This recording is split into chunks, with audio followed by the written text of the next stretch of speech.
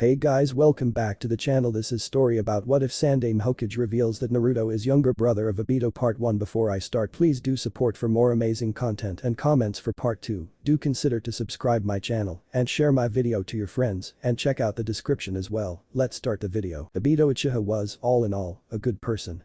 He helped old ladies cross the street, was polite to his elders, and was loyal to his village and his friends. So maybe he maybe had a grudge against his silver-haired arrogant bastard of a teammate. But in his defense, Kakashi was an asshole and they had already put an end to their enmity anyways. He had died a hero's death and saved his teammate's life. So why the hell was he spending his afterlife getting stabbed at by a psycho Uchiha in an Anbu uniform? He'd been expecting, well, he didn't know, really, but he was sure he would be getting something better than this. This really is the worst day in my life, Obito thought glumly. It had started out so well, too. That morning, he had woken up to the blinding sun, exhausted and strangely excited at the same time. He hadn't slept much the previous night as he had stayed up and talked to Minato-sensei, and Obito had gained a better insight into the mind of his asshole of a teammate. Kakashi's father had committed seppuku after a mission gone wrong after Tsukumo Haddock had given up the mission for the lives of his teammates. And 6-year-old Kakashi had been the one to find his body. That must have been really traumatic, and knowing about it helped Obito understand why his teammate always seemed to have a 10-foot pole up his ass when it came to the rules of shinobi. He understood but didn't agree. But even so, he really felt like he should give his teammate a chance. Hell, maybe one day they could become friends. Ha! As if. But that was still a nice thought. Obito gritted his teeth. He didn't want to say it, even if the bastard was his commanding officer. The way his teammate was looking at him just made him want to pop him a good one. But he wanted to make peace, didn't he? So that meant he had to extend the olive branch. He shouldn't expect Kakashi to do it, after all. The jerk would probably take off his mask before he would admit that he was wrong. "Let's go, Commander," he said grudgingly, a scowl on his face. Rin stared at him with wide eyes.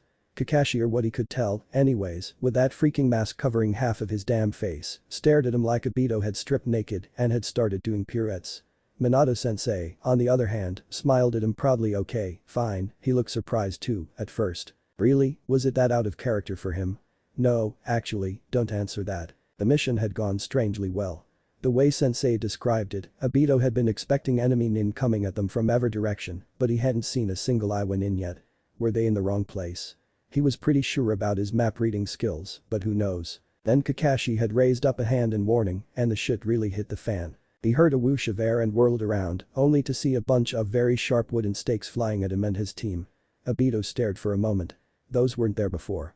Then his instincts, born from all those hours of sparring and training, came into play and his fingers flashed into seals, forming his clan's signature technique. High release. Great fireball. The danger was reduced to ash in a sudden, intense burst of flames. The Uchiha took a few seconds to silently congratulate himself. He had been so proud that day when he finally figured out the technique and had blown the flames across the lake, not wanting to catch anything on fire, but he had never really had the chance to use it in combat. But now he did, and boy, was it badass. He snuck a look at Kakashi, hoping to see the jerk's mouth open in shock and awe. Let's see who's the crybaby now. But his face fell when he realized that his teammate was already diving at an enemy nin, forcing the man back with several expertly thrown kunai. Yeah, no. Not wanting to be shown up, Obito followed. The two worked pretty well, actually. They complemented each other's moves, striking when the other distracted their victim. That was until he heard a loud, very familiar scream. He spun around, ignoring the enemy ninja he had been fighting, and looked in horror as another Iwa nin picked up Rin's prone body and grinned at him with crooked teeth. And one-fingered salute and the man was gone, along with the one he had been fighting, and to Obito's horror, they took Rin with them. No. No. No, he ran forward, not really caring where he went. But he had to find Rin, and in order to find Rin, he had to find the enemy nin that took her. His face tensed with concentration and, "Obito," a low voice said from behind him, and his back straightened out of his control. "Don't go after them. Kakashi." But he didn't understand if they let the enemy nin get away. "Not go after, what are you talking about? They took Rin," he demanded angrily, whirling around to glare at his teammate. "Easy. We'll continue the mission." The silver-haired boy shrugged nonchalantly. "They won't kill Rin. Not immediately, anyways. But our success rate will drop dramatically if we waste the time to go after them, and that's just something I can't." His hands clenched at his sides, turning a bloodless white. He had been angry at Kakashi before, but this bullshit. Obito growled. "You're going to just throw her away, just for your precious mission. Rin saved your life. She saved all of our lives, and you would be dead 10 times over without her. Hell, if you were the one who was kidnapped, we wouldn't even hesitate to come after you. But I wasn't. The bastard said in a matter-of-fact tone of voice. Even an idiot like you should understand. It's Rin's duty. Holy crap, he didn't. Obito couldn't help himself. He knew he was breaking several incredibly important shinobi rules by doing so, and he could possibly be court-martialed for attacking a superior officer, but to hell with it. All he cared about was Rin, who might be tortured right now, and Kakashi's smug face. He punched the arrogant asshole right in the jaw. His knuckles kinda hurt afterwards, but it was totally worth it. In fact, he had dreamed about it more than a few times, and it felt just as good as he had imagined. To hell with the bastard Kakashi and his precious shinobi rules. They shouted at each other some more, but Obito didn't have the time to argue. Rin didn't have time right now. The Iwa Nin could kill her at any moment. He had to go help her. Now. I believe he said finally that the White Fang was a true hero. Kakashi stared at him with wide eyes. You've always said that those in the ninja world who break rules and regulations are called trash. He swallowed his tears, trying valiantly to stop the burning sensation in his eyes. Obito wasn't gonna let Kakashi see him cry, damn it, especially not now. But those who don't care about their companions are even worse trash. And if doing what I'm going to do makes me trash, well, I'll break the rules. If protecting my teammates is not part of being a true shinobi, then I will crush that idea of a shinobi. Kakashi had a stricken look on his face. Good. Maybe he actually had feelings. But Obito didn't care about that, not right now. He shot his teammate one last disgusted look and turned his back on him, deliberately walking slowly. But Kakashi didn't try to stop him. Rin. He swore to himself, I'll save you, no matter what. That was actually not that hard. Who knew walking in a random direction would lead you to your enemy's secret hideout? Obito sure didn't, but he was glad that it worked out. It had been surprisingly easy to find where the Iwa Nin had taken Rin. Maybe they just couldn't measure to his superior Uchiha intellect. He grinned to himself, unaware of the eyes watching him from the darkness. Even though Obito had just fallen into an ambush just a few hours earlier, it didn't occur to him that this might be yet another trap. After all, it probably wasn't a good idea to fight Rock Nin in a cave, but the Uchiha remained oblivious. He crouched over Rin's form, mentally preparing himself. He could see it now, Rin waking up, her beautiful brown eyes looking at him with adoration. Thank you so much for saving me. The imaginary Rin seemed to whisper to a slowly blushing Obito, let me reward my hero with a kiss. He grinned stupidly to himself. Come on Rin, let's go. He reached out a hand to shake Rin awake, and that was when he heard it. Go where? An amused voice said from behind him. Obito yelped in shock. Oh, crap.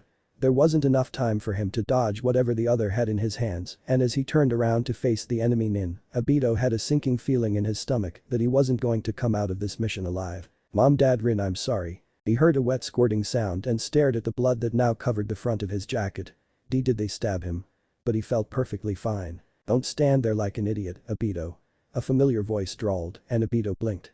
A silver-haired figure was standing over the enemy Nin, who had been perfectly poised to end his life in one blow, but it couldn't be, he had stayed behind. Kakashi, he gasped, eyes wide behind his goggles. You. I can't leave it all to a crybaby ninja like you. Obito knew he should be pissed off at being called a crybaby again, it's all dust, seriously. But right now, he found that he didn't really care. Staring at his teammate in amazement, he wondered if this was really happening. Though Kakashi had told him in no uncertain terms that there was no way he would come back and save Rin, he was here, and he just saved Obito's life. Maybe Kakashi wasn't as much of a bastard as he thought. More Iwa Nin were appearing out of the shadows of the cave, and Obito tensed himself for a fight. But he wasn't all that worried. After all, he had his teammate by his side, didn't he? Obito had never had any friends, not really. The fellow Uchiha clan kids had avoided him, and the other academy students made fun of him most of the time. His parents had died when he was young, leaving behind only a yellowing old family photo taken when Obito was still a baby. After the mission that had gone horribly wrong, he had been taken in by some of the elders of the Uchiha clan. He became a legal adult when he became genin and was given a small property on the outskirts of the Uchiha clan compound. Other Uchiha families used him as an example to their children, an example of what not to be like. He was the black sheep of the clan, the one who couldn't activate his Sharingan at age 13. Not to mention, he wore goggles. What kind of self-respecting Uchiha had such weak, such flawed eyes to need eyewear? They never said it to his face, but Obito wasn't deaf, he knew what exactly they said about him. Now that he thought of it, Rin was the only person who actually treated him with any kind of respect at all. Well, that and the old people he helped on a daily basis, and Makoto-san and little Itachi, who he took out to dango sometimes, who seemed to be the only people in the Uchiha clan who would care whether he was alive or not. But they didn't really count, did they? He had cheered when he was placed on the same team as Rin up until he found out that the other teammate would be some genius brat who had been the apprentice of their teacher, the infamous Yellow Flash. Since he was 5. Then they had actually met and Obito had been introduced to the biggest jerk he knew. But now, Kakashi didn't seem that bad, not anymore. Maybe, just maybe, Obito could count him as a friend. It had all gone downhill from there. Kakashi got his eye slashed open by a kunai, all because Obito was too slow to dodge. And yet, the bastard didn't even seem to care that he had just, more likely than not, lost his eye permanently. Damn it. He could feel some tears dripping from the corners of his eyes, and he knew that Kakashi could see them too. He swallowed a lump in his throat, humiliated. NNGH hell, Kakashi was the one who lost an eye, and he wasn't crying. But the Jounin didn't even insult him, only saying gruffly that he was still alive, and so there was no reason for tears. He even seemed to have gained a sense of humor, a really crappy one, and at the worst time possible even joking weakly about dust. It's always other people who saved him. Obito didn't want to be useless, didn't want to drag his team down. I can't let that happen, not again, he swore to himself. I won't be the idiot anymore. Now it's my turn to save my teammates, Kakashi Rin. That was when everything changed. It was an incredible moment where all of his senses intensified. Obito stood tense, letting the new knowledge wash over him, suddenly aware of the small breeze wafting around him, the quiet rustle of leaves, the heavy breaths of his bleeding friend kneeling next to him. And of the presence behind them, someone who absolutely did not belong, someone lifting his arms up, ready to strike. Instinctively, the boy plunged a kunai behind him into the collection of bright blue chakra pathways. Kakashi stared, his one eye wide, as his teammate stabbed what seemed to be thin air and gaped as the thin air reformed into the form of an Iwanin, bleeding from the grievous wound in his belly. How I shouldn't be seen, the man grunted in pain, eyes comically wide. You, those eyes. One Tomo spun in Obito's scarlet eyes. The Sharingan. He thought to himself, almost gleefully. The Uchiha had almost thought that he would never get the signature to jutsu of his clan, but he had, and with great timing too. Yeah, this is the Sharingan. I can see the movement of chakra. He stared awestruck at his own hands. I can finally protect the people I care about. Kakashi groaned behind him. NGH, my left eye, I think it's completely useless. But it's alright. I have the medicine pack from Rin, I'll live. Obito gave Kakashi a worried look, but nodded firmly. It wasn't as if they could do anything about that eye right now. Rin was an amazing medic nin. She could fix Kakashi back up as soon as they found her. They found Rin sitting blankly in the corner of the cave, and Iwanin touching her hair and murmuring something Obito couldn't quite catch. His hands clenched into tight bloodless white fists, fury boiling in him. How dare the bastard touch her like that? She's underage in jutsu, he remarked to himself, noticing the irregular chakra pathways under Rin's skin. The Iwanin noticed their approach and attacked. The Uchiha hesitated for a moment, like a newbie shinobi frozen by killer intent, but moved at the last second, allowing Kakashi to strike the enemy nin, who was caught off guard by the teamwork. Ha! He thought to himself proudly, serves you right to underestimate kids. Once the danger was gone, Obito ran over to Rin and released her from her genjutsu. The girl looked up, surprised, and he told her excitedly, we're here to save you now. Let's go. Rin smiled. Hey you brats, that was a good combination. But now, you're right in my hands. Obito sweat dropped.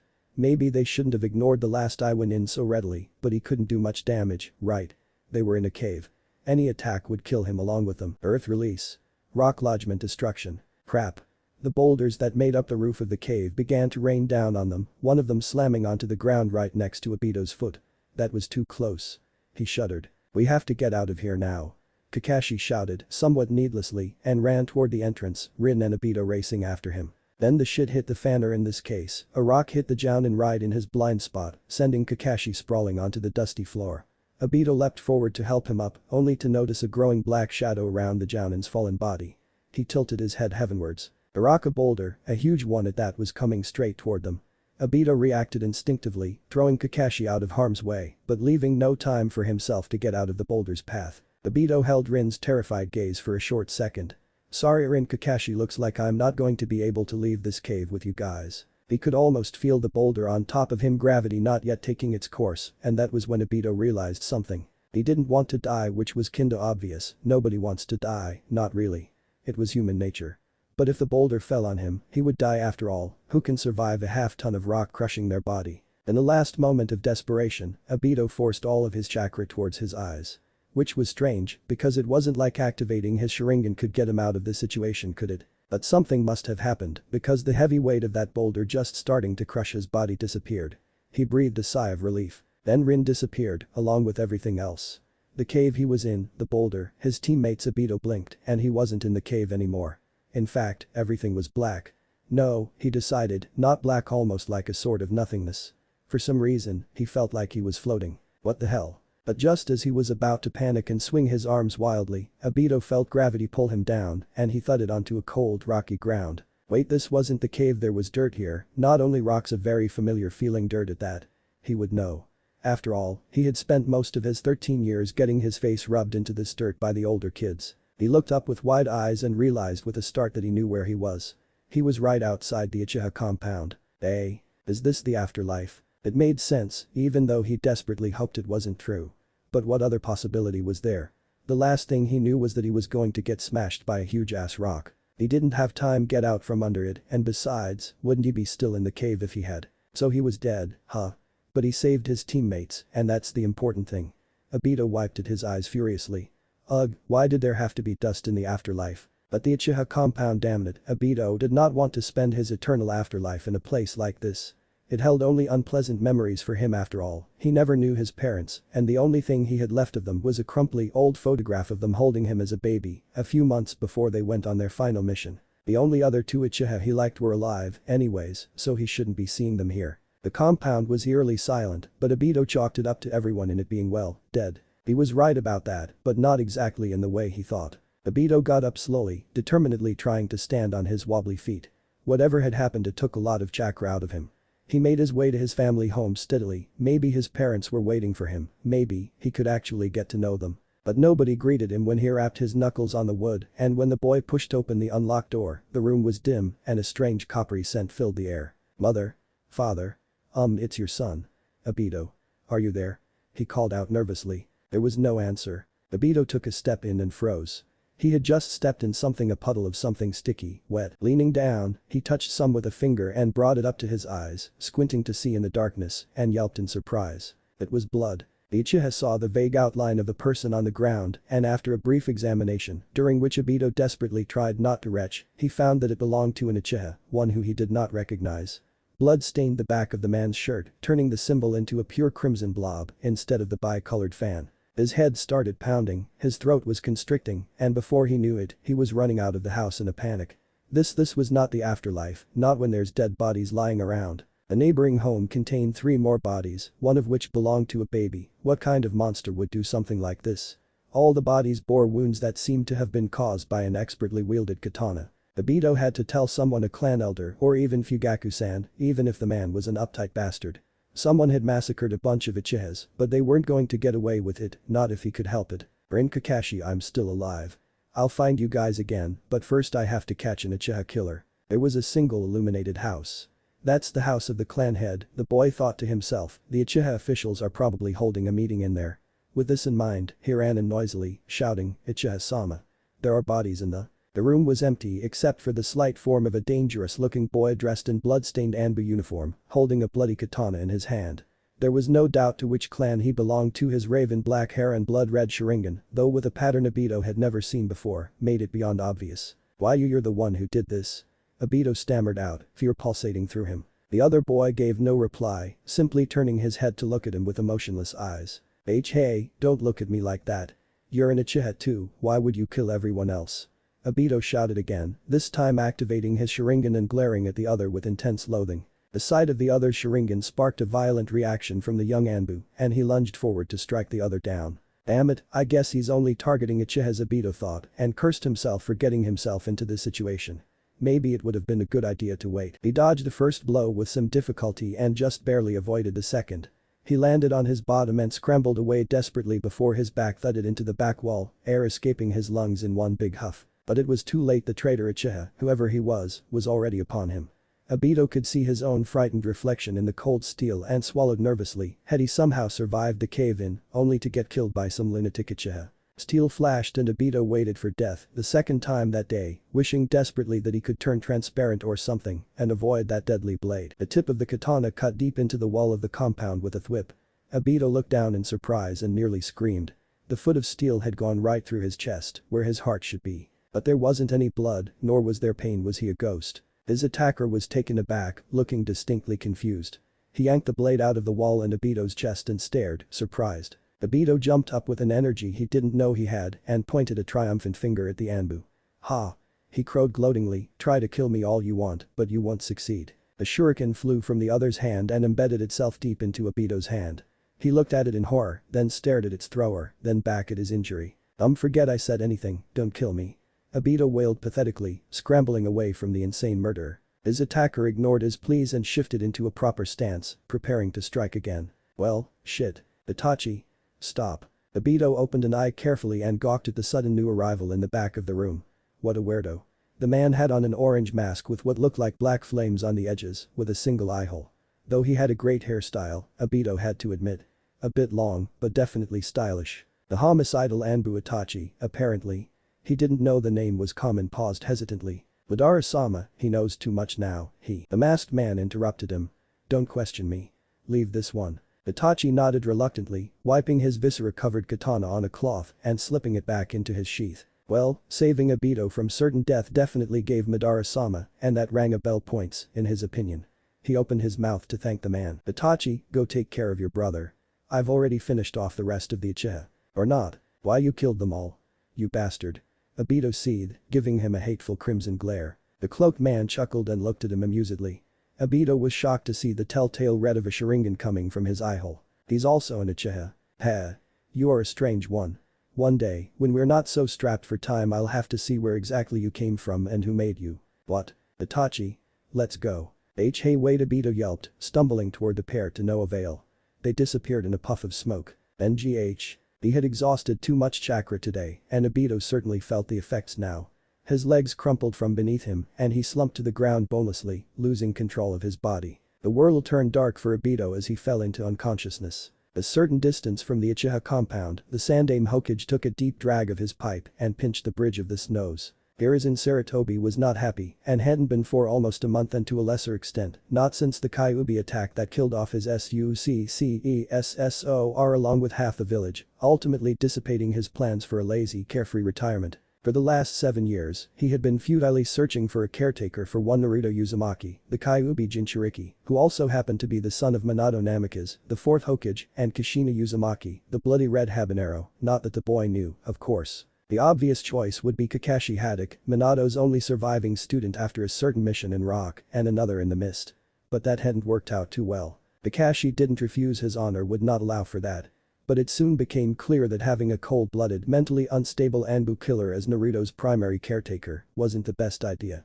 In addition to that, the Anbu was often on long-term S ranks, leaving long periods of time when the boy was left unattended. Sarutobi gave the task to several of his shinobi as a temporary solution, but after an assassination attempt from a Chunin whose sister died in the Kyuubi attack, it was clear that Naruto needed a permanent caretaker, trustworthy and loyal to the village, while also having a motivation to take notice of any curious injuries the boy might receive. That was a task much easier said than done. The people the Saindaime could really trust that number was few, very few, and those who had the time to take care of a prepubescent boy could be counted on one hand.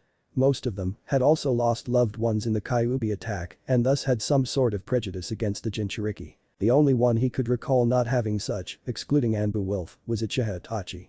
He had been strongly considering the man-boy, really, but he was out of the question now. After all, if it went according to plan, Itachi would be a Nukenin within the next 5 hours. The council had ordered the boy to destroy the Uchiha clan, every man, woman, and child, and after carefully considering the circumstances, the Saindaime had reluctantly agreed. The Uchihas were planning a revolt, a coup d'etat against the village. Though they already held an obscene amount of power in the village, made up the majority of the police force, and were allowed to keep all the secrets of their immensely powerful Dojutsu, it wasn't enough. And so, they had to be eliminated, and Uchiha Itachi, Anbu captain at the age of 13, trusted shinobi of the Leaf, was the prime candidate. Any second now, the old man thought, and we'll see if the plan those old codgers in the council made actually worked. Sarutobi almost wished that Itachi would for once shirk his duty and refuse his mission. But the boy had accepted with cold, emotionless eyes, asking for only one thing, that he be allowed to spare his younger brother, Sasuke. A sudden poof of smoke in the corner of the Hokage's office brought the old man out of his musings. Hokage-sama. The bear-masked man dipped his head in respect. Anbu Bear. Why are you here? The Hokage asked, though he had a sinking feeling that he knew exactly why. There was a massacre at the Uchiha compound. The casualties are severe, and the bodies of the clan head and Uchiha council have already been discovered. So Itachi had succeeded. Did the Anbu find any survivors? Do, Hokage-sama, but we are still searching. Do. But if Itachi had adhered to the plan, there should only be one. Sarutobi was sure that one of the two was the Anbu captain's younger brother, but who was the other? He must have verbalized his thought because Anbu Bear hesitated and spoke slowly, Uchiha Sasuke and Uchiha Obito. Obito? There was an Uchiha named Obito. The name sounded vaguely familiar to the old man, but its origin remained out of reach. Maybe he was getting too old. If it wasn't for the damn Kyuubi killing off Minato and forcing him out of retirement, Sarutobi could be enjoying a nice vacation relaxing on a warm beach in one of the better parts of Wind Country. Wait. A metaphorical light bulb dinged above the Sandaime's balding head and his jaw dropped open in a decidedly un-Hokage-like way. Uchiha Obito. Minato's past student. The one who had died almost a decade ago and the original owner of Hada Kakashi Sharingan. Are you sure it is him? The Uchiha clan tends to look similar to one another, after all maybe just a close relative. The old man sputtered out, trying to reason this impossibility. That was our initial assumption, however the medical records matched up and the Uchiha gave his name as such when he initially woke. He's demanding to talk to you, Hokage-sama. Apparently, he was in the Uchiha compound when the massacre occurred. The Sandaime got up abruptly, sending a stack of paperwork to the ground. I'll go. Where is he? And Sarutobi thought of something. Does he have any injuries of any sort? Any part of his body crushed? Maybe a missing eye. The medic Nins reported only of chakra exhaustion and an injury from a shuriken on his hand. The Anbu inclined his head. I will escort you there, Hokage-sama, and act as protection. Sarutobi would have scoffed if he didn't have to put up the appearances of the respected Sandaime Hokage. Need protection. But as it was, he accepted reluctantly. Two clouds of smoke appeared in the Hokage's office and by the time the air cleared, the two shinobi were gone. Hey. What are you doing? Where's the old man? If you won't let me talk to Rin or Minato-sensei or even Kakashi team, then at least let me talk to the Hokage. He knows me. Obito Uchiha, tossing and turning on his hospital bed, shouted angrily at the medic Nins who passed by. Once in a while, someone would stare at him like he was a lunatic and then walk away hurriedly. The Uchiha had woken up to the blank white ceiling of Konoha's local hospital and within seconds, found that he was cuffed to the railing. Normally, he could break out of those, no problem, but some bastard had sealed his chakra. He scowled to himself irritatedly. He was a Konoha Chunin, damn it. He had rights. The hospital worker must have noticed that he had woke up because within minutes, Obito had several Anbu standing at his bedside.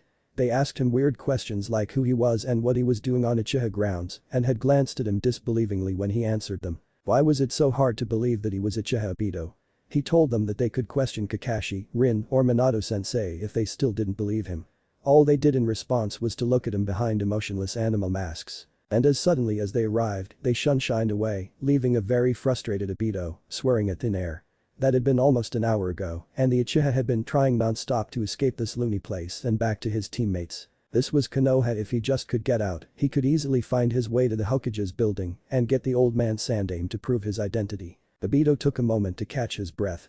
Wow, he must have really overused his chakra if he got this exhausted just from that. The door to his room opened and two figures, one dressed in familiar Hokage robes and the other in traditional Anbu uniform, walked in. Obito's eyes lit up and began to ramble. Hokage-sama. You gotta get me out of here. These guys won't tell me anything about Kakashi or Rin or Sensei and they keep asking me weird questions and, you're really Obito. The Sandaime stared at him with shocked wide eyes. The Uchiha sweat dropped. It hadn't been that long, has it? Last time he'd seen the Hokage, it was during the mission briefing a few days before Kanabi Bridge. But could it be? Maybe the rumors were true. The old man was finally going senile. Yeah, I'm Obito Uchiha. I'm Minato Namikaze's student, remember? There was an awkward pause. Obito shifted uncomfortably in his bed. Can you let me out of the bed? I promise not to try to escape. That shook the elder man out of his haze. Yes, of course, Anbu Bear, please. The Anbu interrupted. I apologize for my insubordination, Hokage-sama, but do you really think it's a good idea? We don't know about his capabilities or whether or not he is as harmless as he pretends to be. Hey. Are you calling me a traitor? Obito shouted angrily. Chen. Bear-san. Are you insinuating that I, the Sandaime Hokage, cannot protect myself against a Chunin? The Sandaime added sternly. The Anbu lost his composure for the first time. And no, of course not, Hokage-sama. Ha. Serves the jerk right for even considering that Obito was a traitor.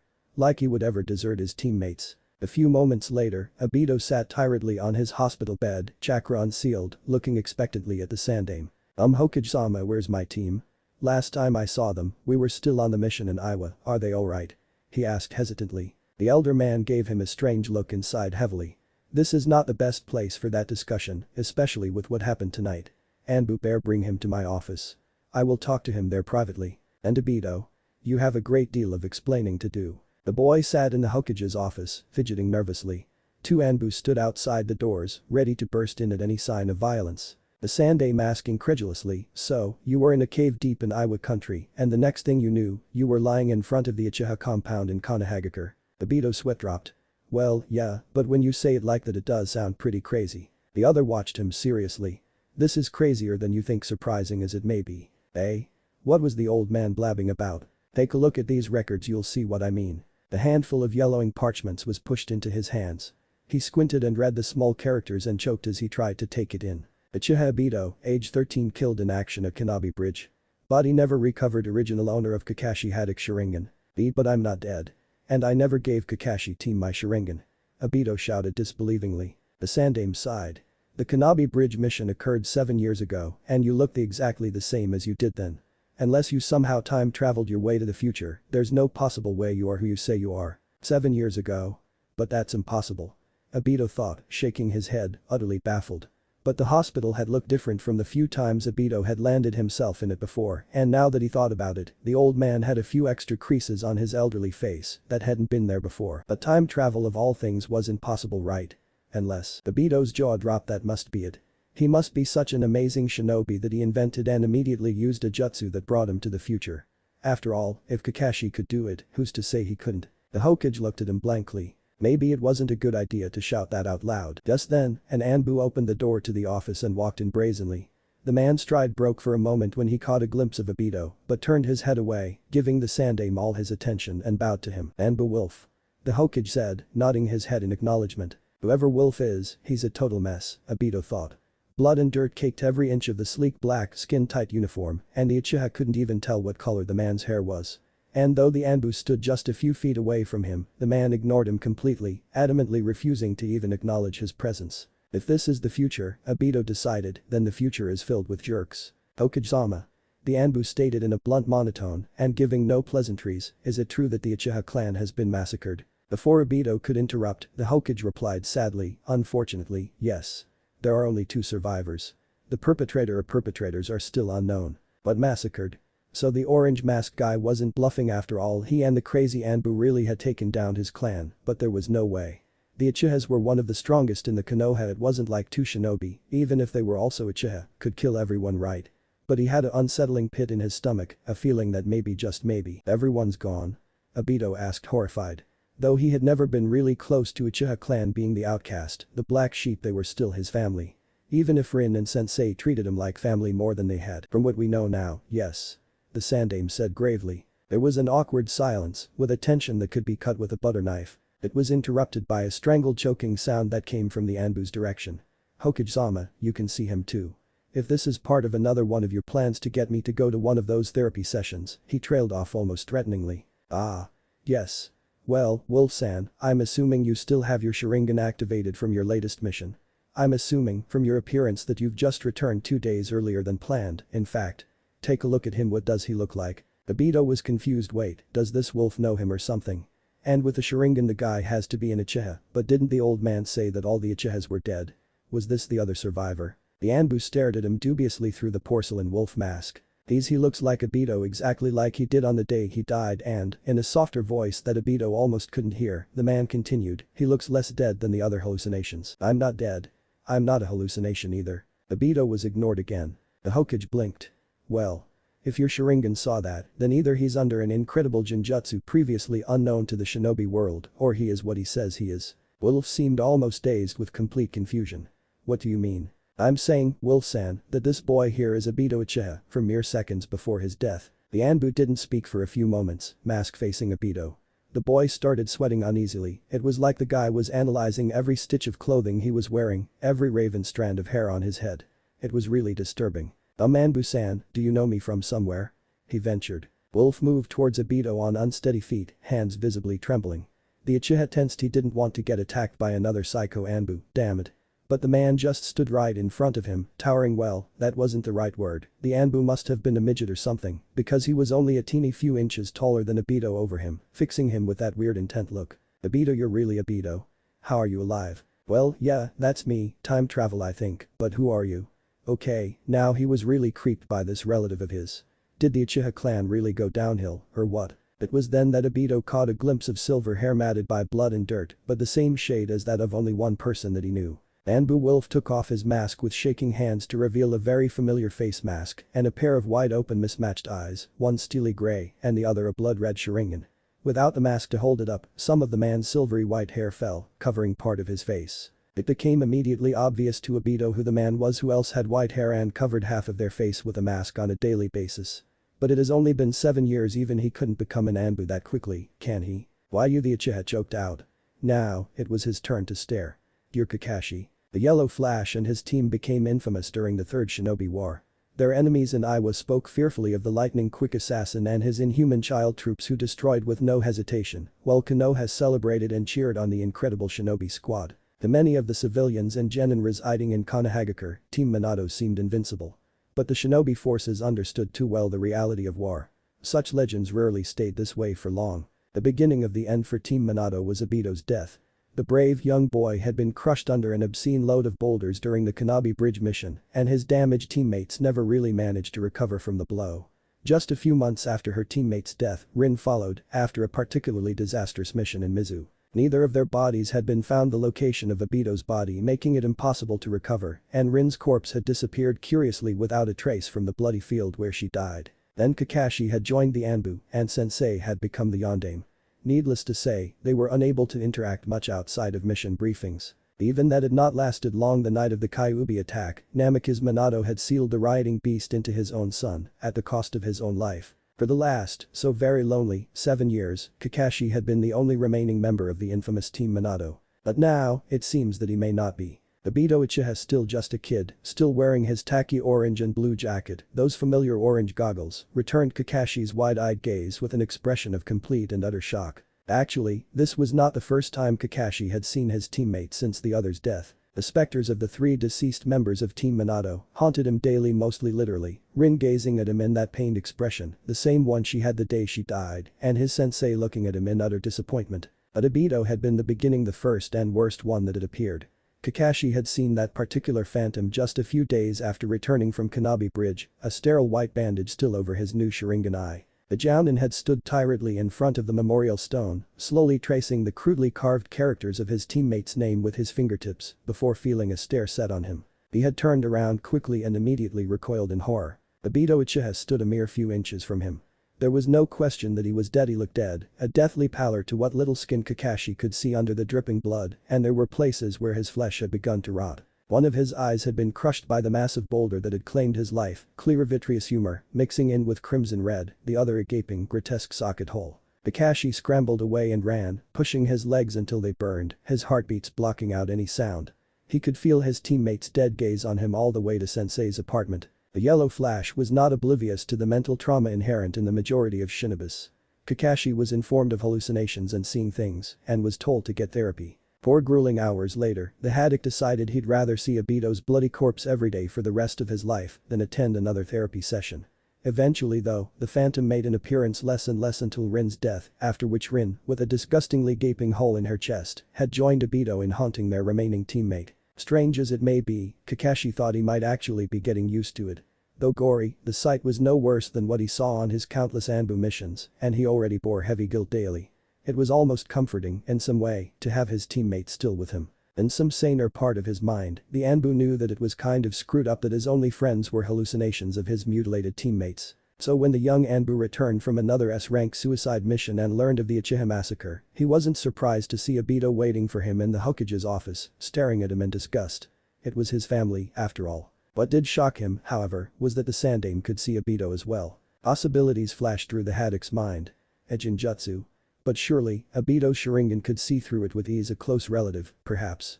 Kakashi attempted to fit reason after reason to explain this impossibility. But even so, there was no answer, no way even an Uchiha could look completely identical to their dead relative and have those jacket, the goggles that he had last seen bloodstained and smashed. The Saindaime had followed in his predecessors, or would that be successors? Path in finding ways to try to get Kakashi into therapy. It was unlikely, but still possible that he discovered Kakashi's habitual hallucinations and included it in another of his little ploys. But the old man swore that this Obito lookalike really was Obito, not pseudo. The explanation was impossible. Of course time travel jutsu had been banned since the time of Madara Uchiha and Hashirama Senju, and it seemed unlikely that a 13-year-old Chunin would be the one to unearth one of those long-lost techniques. But right now, Kakashi wasn't thinking logically. Obito. Why you're really Obito? How are you alive?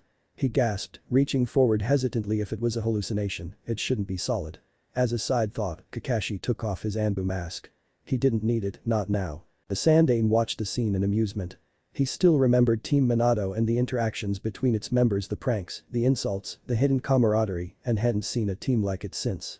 They had almost reminded him of his old squad, the ones who had gone on to become the legendary Sannin. The Uchiha and the Haddock stared at each other for a brief awkward moment before the Anbu poked the other squarely in the chest. Hey.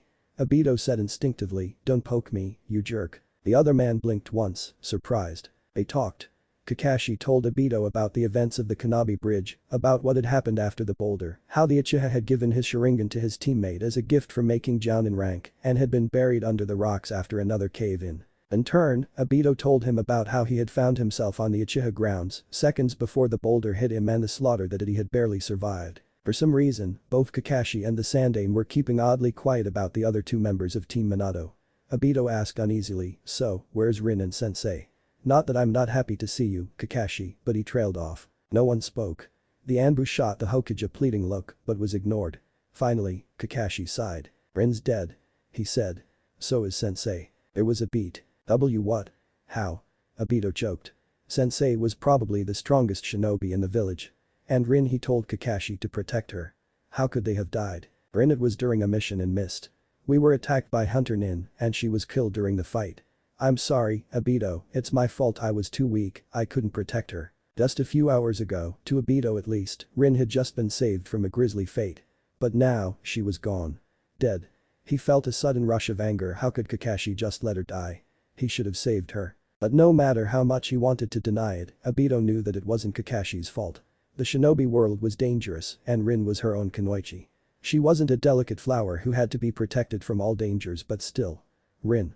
She was his best friend. His throat suddenly felt clogged, but he choked out, and no, it's not your fault. Even you can't stop everything. Obito forced a weak smile and said jokingly, I mean, it's not as if you killed her yourself, right? Kakashi made a strangled noise behind his mask. Ha. Aha. Of course not. That was a weird sounding laugh, and Obito wasn't so oblivious not to notice how vague his teammate was being about Rin. But here in the future, well, if he couldn't trust his teammate, who could he trust? What about Sensei? He's the Yellow Flash, he couldn't have gone down easily, could he? He didn't.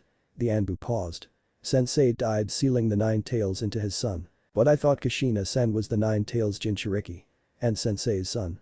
Where did Sensei get a? The Saindaime interrupted with a cough, saying, what Kakashi here meant to say, he shot a disapproving glance at the other man. Is that I chose Minato Namikaze as my successor, to be the Yondaime Hokage. He sacrificed his life to save the village from the beast known as the Nine-Tailed Fox, sealing it into his newborn son. Obito stared, stunned. But where did Sensei get a son? Last he knew, all Sensei had was a girlfriend. He married Kushina. Kakashi said. Oh. Oh god. The Uchiha had a look of complete horror on his face. She got pregnant. Yes, that tends to be an important prerequisite for having a baby. His teammate said dryly. No. I mean Kushina. Pregnant. The boy made a series of wild gestures. I remember the way she acted before, you know, and she could have only gotten worse if she was. He made a face. Oh? Yes.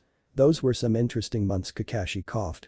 I think that I blocked the majority of that time from memory. There was that one incident at Ichiraku's. One of the aides forgot a part of her order and she had just finished a training session. Obito winced. He knew how Kushina-sen could get when she was angry and kept away from her precious Raymond. Is he still alive? The Uchiha ventured. Depends on your definition of alive.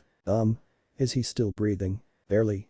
I dare say he might not want to be. You know, Kakashi, I think I might almost be glad that I died before that happened. Obito shuddered, then his eyes widened when he remembered another key fact. She had a son. Please tell me he takes after his father more than his mother. Alright. Naruto takes more after Sensei than Kushina-san. Really? No. So there's two of them now. Obito liked Kushina, but two of her. He would be surprised if the leaf was still standing, with two hyperactive Uzumakas in the village. The Hokage, who had previously been watching the conversation in amusement, broke in with a sigh. Unfortunately, Uzumaki Kushina was one of the casualties of the Kyuubi attack. She was killed when the Nine Tails was ripped out of her and unleashed on the village. What? Who would do something like that? Obito demanded, eyes wide. The asshole who did that murdered Kushina-san and basically killed Minato-sensei too. The old man sighed, we never found out for sure. But he must have been a formidable foe if he was able to control the monster and get past the Yondaime and Minato described to me just before he went out to face the nine tales about a strange man in a mask. A weirdo in a mask powerful enough to control the Kyuubi. Maybe even strong enough to slaughter the entire Uchiha clan. Obito's eyes widened. It couldn't be. Wait, did the guy have an orange mask? He asked urgently. I don't know. Why, do you know something, Obito? The Saindaime asked, confused. I saw these two men at the massacre. The Uchiha explained quickly, they were both Uchiha, they had Sharingan. One of them he was just a kid. Maybe around my age, I'm not sure, but he was dressed in Anbu uniform. And the other guy had this orange mask with black flame stripes on it. They were the ones who killed everyone, they said so themselves, and almost killed me too, but I got away. With only a shuriken wound. Impressive. Kakashi noted. The boy coughed awkwardly. The future people barely believed that he had time traveled here, even with concrete evidence, there was no way they would buy that he could turn intangible at will. Well, maybe not at will but still. Those two, the Anbu must be Itachi Uchiha. He's the only one who fits your description, he's only 13. But the masked man, the Saindaime thought out loud, then pinned Obito with a penetrating stare. Describe him in further detail. Well, he had spiky hair, like mine, but a bit longer. The guy was wearing a black cloak, but everything was covered. I couldn't even see anything except for that one Sharingan of his. Obito frowned, then perked up. Wait, I know his name. The Anbu called him Madara-sama. Madara Uchiha. Though the Hokage hadn't seemed fazed by the revelation of the former's identity, he seemed shell-shocked by the second. Yeah, I guess. He is an Uchiha. Kakashi looked at Obito with slight exasperation. Obito Madara Uchiha. Founder of Konoha. Valley of the End. Ring any bells? Well, wait. You mean that guy was my ancestor? No wonder he covered everything up. He has to be at least 100 years old. Obito, I think the more important matter at hand is that Madara Uchiha should be dead. He was supposedly killed in the battle at the Valley of the End. Even if he survived, he would have succumbed to old age.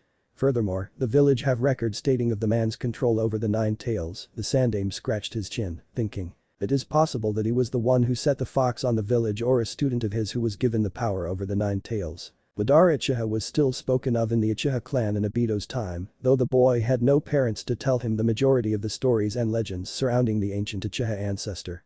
But even so, he knew the basics. The co-founder of Konohagakure, but either perished or fled after an epic battle with the leader of the Senju clan for the title of Saindaime. But the guy was supposed to be just that, a legend, a myth. He wasn't supposed to go around in real life, killing Obito's sensei, Kushina-san, and everyone else who died in the attack by the fox. Obito clenched his fists in anger.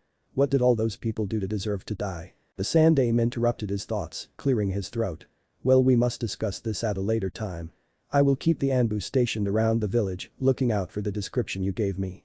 But now, we must deal with another important matter: where you will be staying. The Uchiha compound is obviously not an option, and I feel now is not an opportune time to reveal the circumstances for your arrival. You can stay in my apartment. Kakashi said. The older man gave him a disbelieving look. Your apartment is barely big enough for yourself, let alone you and your teenage teammate. No, I think I have a better idea. Obito, he said, turning to the Uchiha, do you have any experience taking care of young children? Eh? What kind of question was that? Yeah, I used to babysit some of my younger cousins. Why? Kakashi shot the older man a horrified look. Hokage-sama, you can't possibly, that's a terrible idea. Naruto needs a caretaker, and you know as well as I do that my options are limited. We both remember that debacle with Ito and what you did to him afterwards. Okay, so maybe Obito was missing something here. Wait, Naruto. Sensei's son. You want me to? He had a sudden epiphany and said, surprised, you want me to take care of Sensei and Kushina's son? Yes. But why? I'm not responsible. I only took care of those kids for a week at most. I had a plant once and it died. I can't. Obito. Stop. He shut up. I need someone to take care of Naruto, someone who knows about his true parentage and doesn't hold any animosity against him for the actions of the fox. And Kakashi. He is one of our village's top Anbu and as such is needed as an operative for a large number of missions. Obito, you were an orphan yourself. Surely you don't want your sensei's son to grow up that way. Well, what could he possibly say to that? Obito knew very well how it was like without any parents. The Uchihas could scarcely be considered family, except for the few times when Mikoto-san invited him over for dinner. And Sensei's kid didn't have anyone, neither Minato-sensei nor Kushina-san had any other relatives. And realistically Obito knew he needed somewhere to stay. Okay. The Uchiha said. I'll look after him. The Saindaime smiled a hidden, victorious smile, pleased at being able to get rid of at least 2 huge piles of paperwork. Kakashi shot Obito a pitying glance, the universal sign for, you have no idea what you got yourself into. A few years later, Sarutobi Hiruzen, Saindaime Hokage, looked out of his window at the Hokage mountain and cursed. Loudly.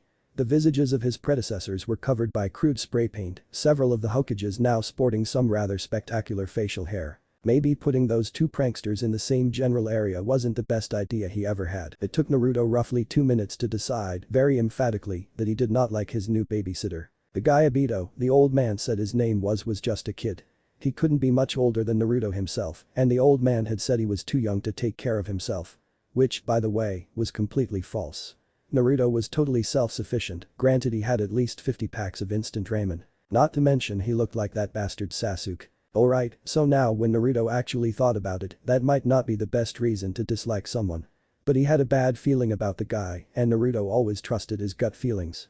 Only his stomach didn't give him any warnings about Ito, and that bastard had tried to poison him with ramen, which in Naruto's mind was the sign of utmost depravity. On the other hand, Wolf vouched for him, and Naruto trusted Wolf probably more than anyone in the village other than the old man. Hey Naruto. Wanna go out for ramen? I'll treat. Obito offered, a blatant attempt to suck up to his sensei's son. Not that the Jinchuriki noticed, of course. The blonde's jaw dropped. Okay, forget everything he said before, this guy was awesome. In a complete change in his previously sullen demeanor, the boy whooped in joy and ran out of the apartment cheering. He hadn't had anything other than cheap instant ramen for weeks, and while those were okay, they could never compare to the ramen at Ichiraku's. Obito stared in shock. Not even Kushina-sen was that crazy about ramen, he muttered to himself. Gucci raised an eyebrow at the pair in front of him. New friend, Naruto-kun? He asked. Naruto tended to patronize the ramen place either by himself or on some occasions, Iruka-san. But the older black-haired boy was a new one. He's Obito. He's like my big brother now. The blonde exclaimed cheerfully before proceeding to inhale his bowl of miso ramen. Big brother? The man gave Obito a scrutinizing look. He wasn't oblivious to the hate of many of the other villagers toward the kid. Could he be using Naruto, lying to him about their relationship to gain his trust? Wait, Obito choked on his own bowl of ramen. When was I your brother? Not that I would be against it, of course not, but he amended, but trailed off. Hey, you're taking care of me, right? But you're not that much older than me, so it's weird if I just call you a guardian or something, and I always wanted an older brother. Naruto explained. But the Uchiha swallowed and leaned closer. I just met you today. Why would you suddenly want me as your brother? The blonde looked at him seriously. Wolf said you were okay, and you haven't tried to kill me or kidnap me, and you haven't called me any names, and you treated me to ramen. You would be like the best big bro ever. Obito's sweat dropped. That was a bit of a low standard, but if everything the Saindaime had told him about how Naruto was treated in the village was true, it wasn't exactly surprising. And well, when he was kid, he remembered wanting a brother too. Sure, he found himself saying. I'll be your big brother. Naruto beamed and set aside his third empty bowl of ramen. Tucci relaxed. It didn't seem like the Obito kid had any ill will against his favorite customer. He shouted to the back of the ramen shop. Bring me 2 more bowls of shoyu on the house. Naruto-kun here just got new family. Obito turned green. He was already full after his first bowl. The portions at Ichiraku's were very generous, after all. Another bowl. But luckily for him, it seemed like Naruto was all too happy to take care of the extra 2 bowls for him. Kami, it was like the kid had Kushina-san and Minato-sensei's appetite combined. Which meant very bad news for his wallet. As Obito shelled out the appropriate amount for their meal, which, even with the 2 bowls on the house, was still quite a bit, Tucci gave him an appraising look. Have I seen you before? You look familiar. The man asked him. Obito felt the blood drain out of his face. Back in the heydays of Team Minato, Sensei would often take them to dine at this very ramen place. Ha! Of course not. He lied unconvincingly. I've never been here in my life. Tucci didn't seem to believe him, but didn't press any further. Obito let out a sigh of relief. He really didn't want to explain to Naruto why there happened to be an Obito Uchiha who ate at Ichiraku's a decade ago, who he just happened to look identical to. Naruto.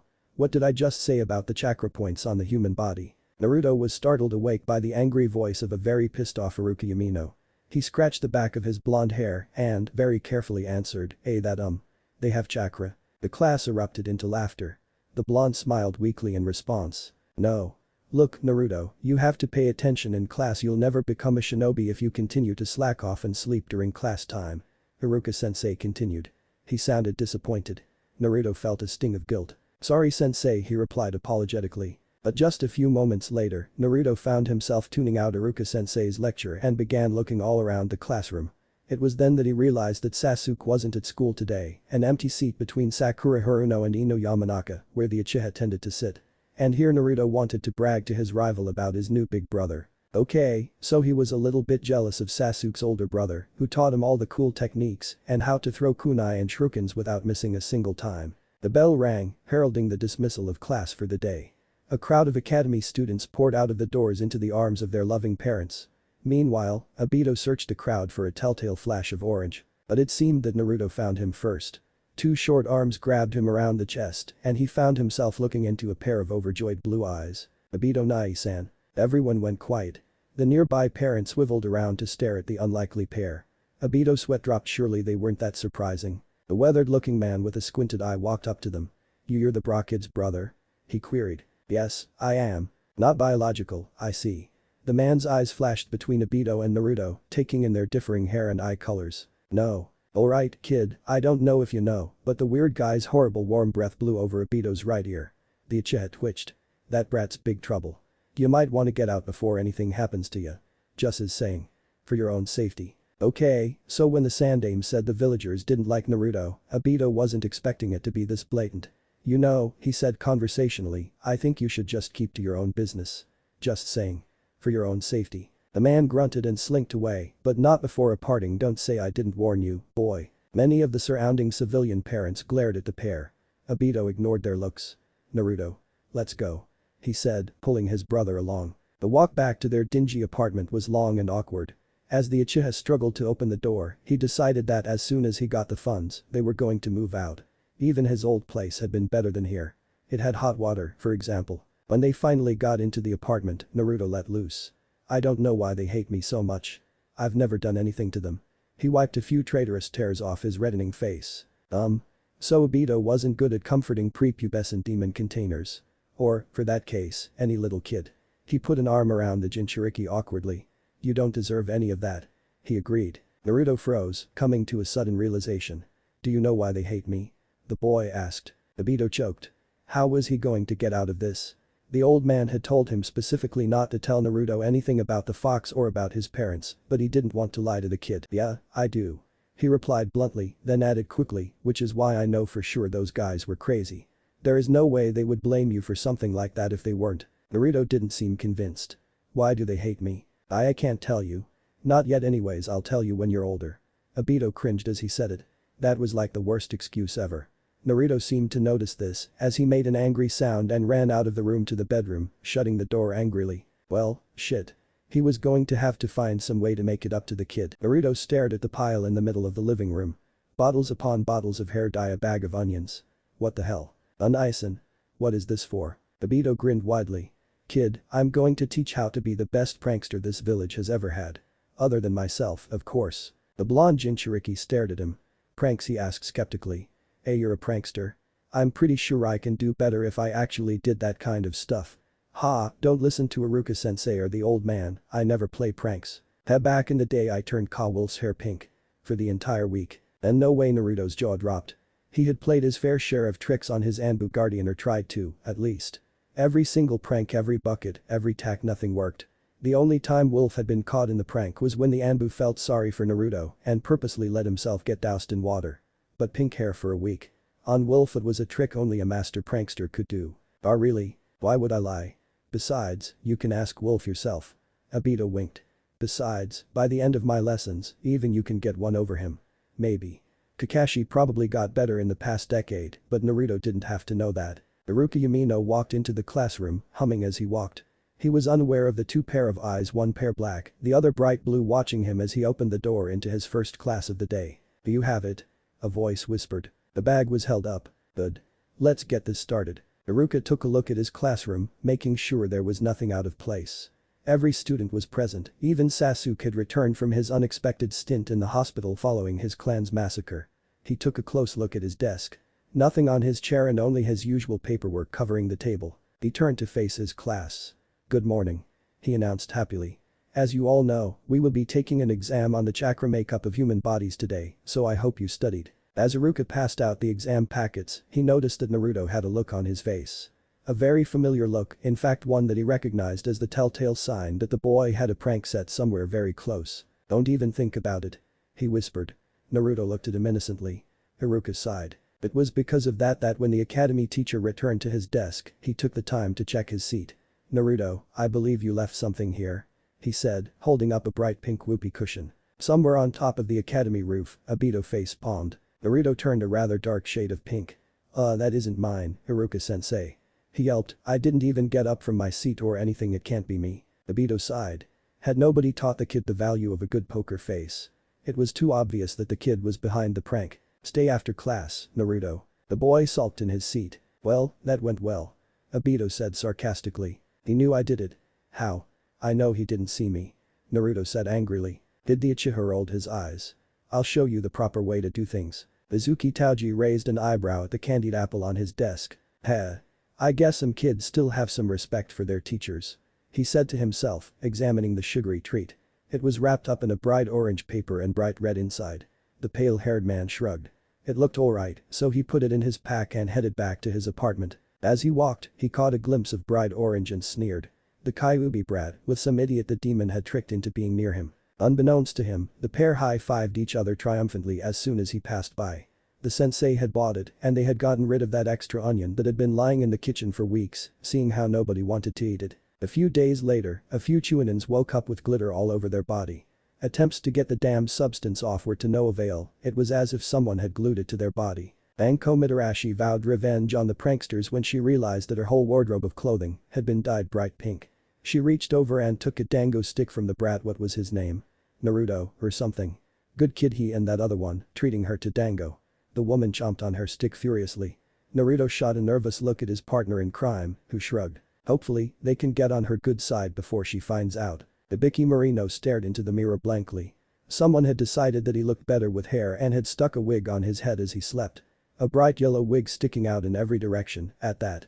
At least it wasn't stuck on. On a bright orange piece of paper stuck on the side of the large wig, there was a short note written in messy, childish writing. "Enjoy your new hair." He stared at the paper blankly, not knowing what to make of it. Eventually, he threw it in the garbage, along with his unexpected present. A few days later, Kakashi Haddock woke up with a head of pink hair. He wasn't very surprised.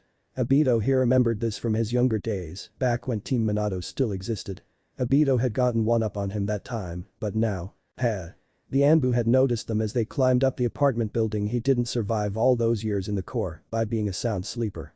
Even if they were as sneaky as Obito and his protege. "Obito," he called out. "I know you're there. You do realize that I let you this time, right?" The shorter, dark-haired Chunin pulled himself up to the window and frowned unhappily. "Damn. I was hoping that I haven't lost my touch. It's not you. It's me." Kakashi turned around with a sigh. "Obito, things have changed. I'm not the same person I was 10 years ago. Neither are Guy, Asuma, or any of our old generation. But you haven't, you're still the same as you were all those years ago." The other shifted uncomfortably. "Yeah, just making sure here, I'm still a really awesome prankster, right? It's just because you got really badass in the last 10 years and I haven't caught up yet," he stressed. "Sure. You could have gotten away with the pink hair trick if I was still 13. But I'm not anymore." Obito came to a sudden realization. "Wait, I knew that whole tossing and turning thing was too much of a coincidence." "What are you talking about?" the Anbu asked innocently. "You know what I'm talking about. Whenever I tried to see your face, you would just completely turn over. And when I got to the other side, you would turn back." "Well, Obito, I had no idea that you were so interested in my face." "No, I'm not. I mean, yeah, but not in that way." Kakashi chuckled. "Anyways," he said, changing the subject, "how's Naruto going? I see that you two are bonding well enough." Uchiha replied, "Well, the kid's alright, almost reminds me of yourself." "Yeah. Hey, do you know what's with the whole not telling him anything about the Nine Tails or his parents thing? I mean, he's gonna find out eventually, why not now?" "I don't know for sure myself. It is the Sandaime's call, after all. But rules are rules, however, I have told him a little about sensei. Just don't be too specific." Now Kakashi paused.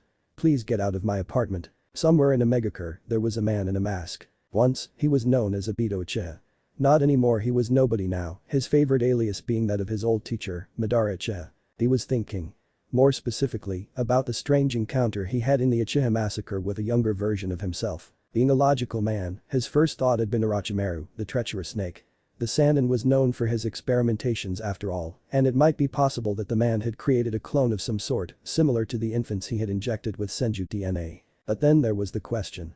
Why would the man seek to duplicate a failure?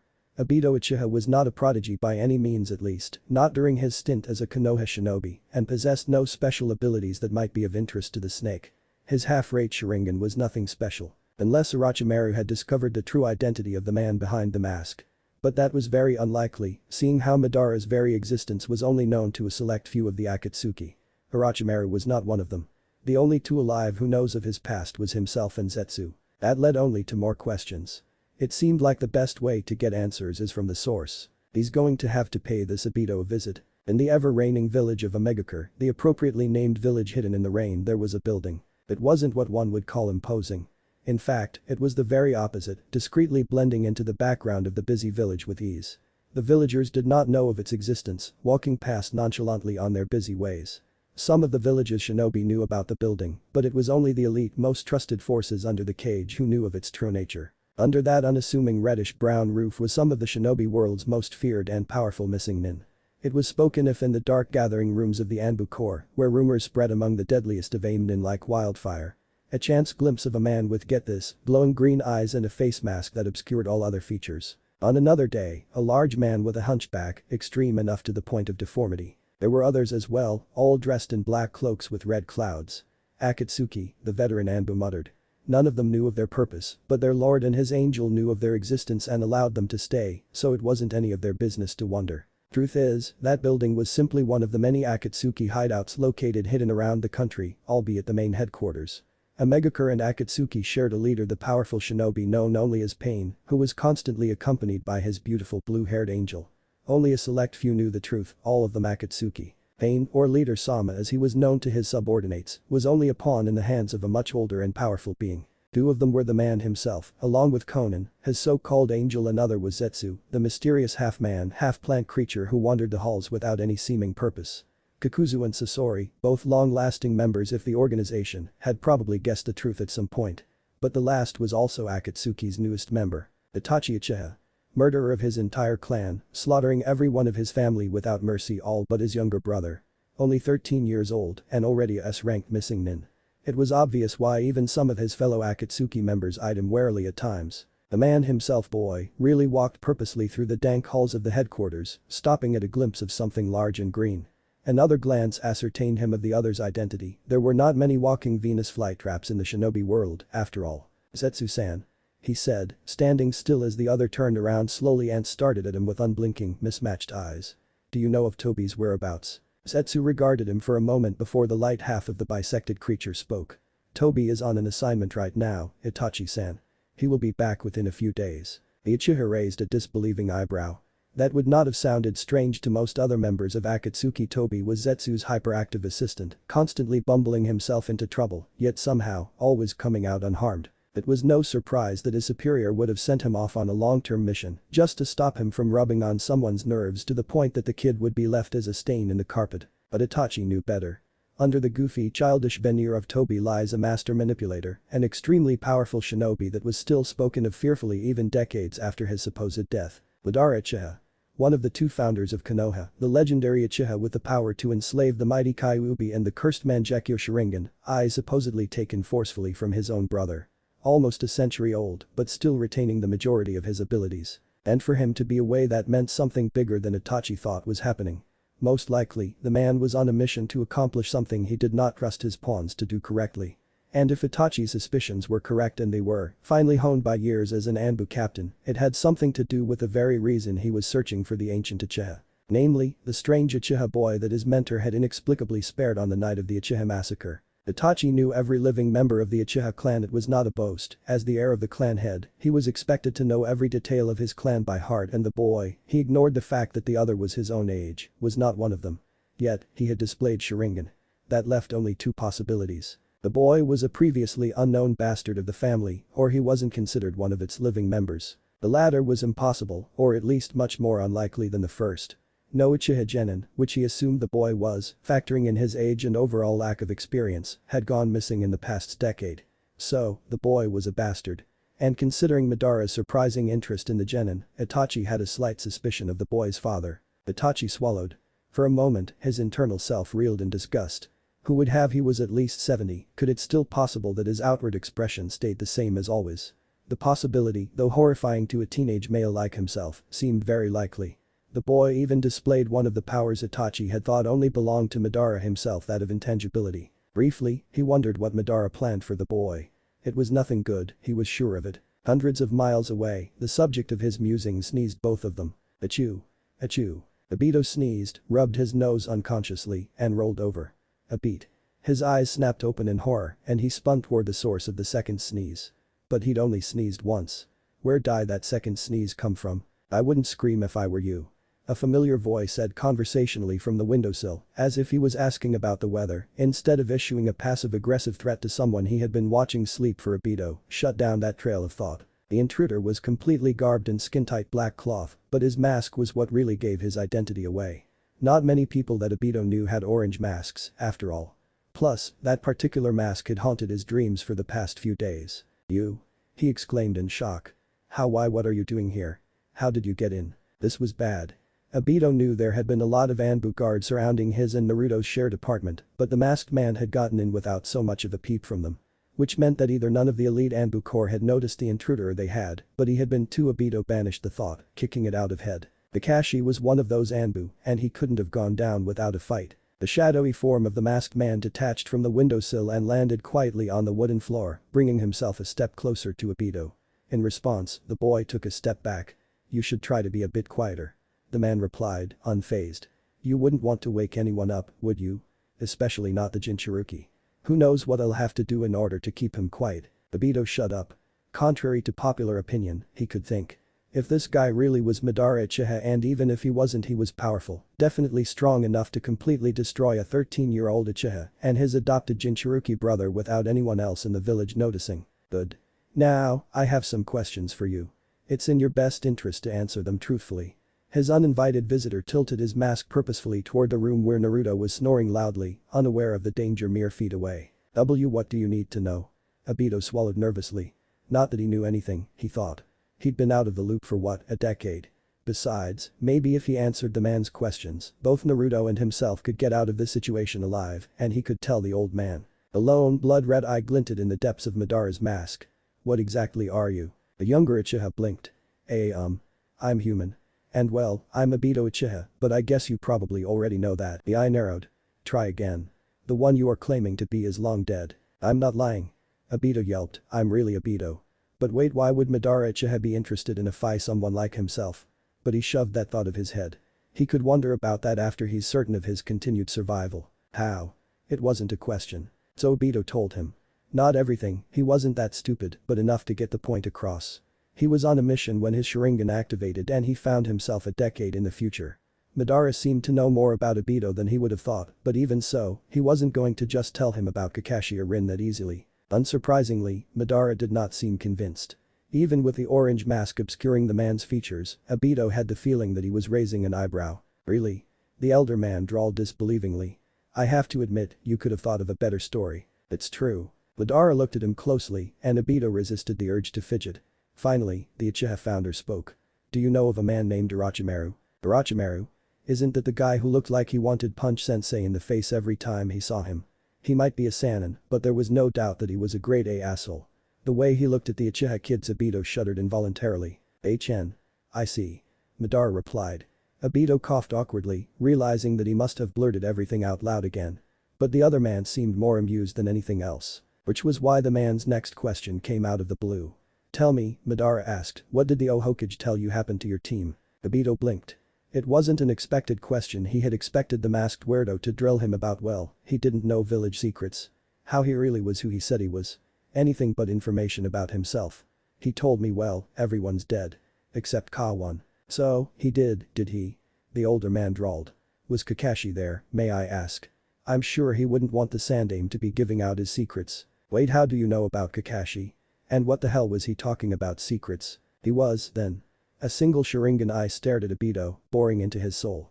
Did he tell you how Rin died? What the hell? How did Madara Uchiha know about Rin and Kakashi? Screw that, why would he know about them? None of them Rin, Kakashi and himself seemed especially worthy of the attentions of some long-dead Uchiha ancestor, them not being Uchihas and himself being a failure compared to the rest of his clan. His mouth suddenly went dry. What did that bastard have to do with Rin's death? Kakashi told me she died on a mission. He forced out, setting anger-filled eyes on the older Uchiha. But were you the one who killed her? There was a dead silence.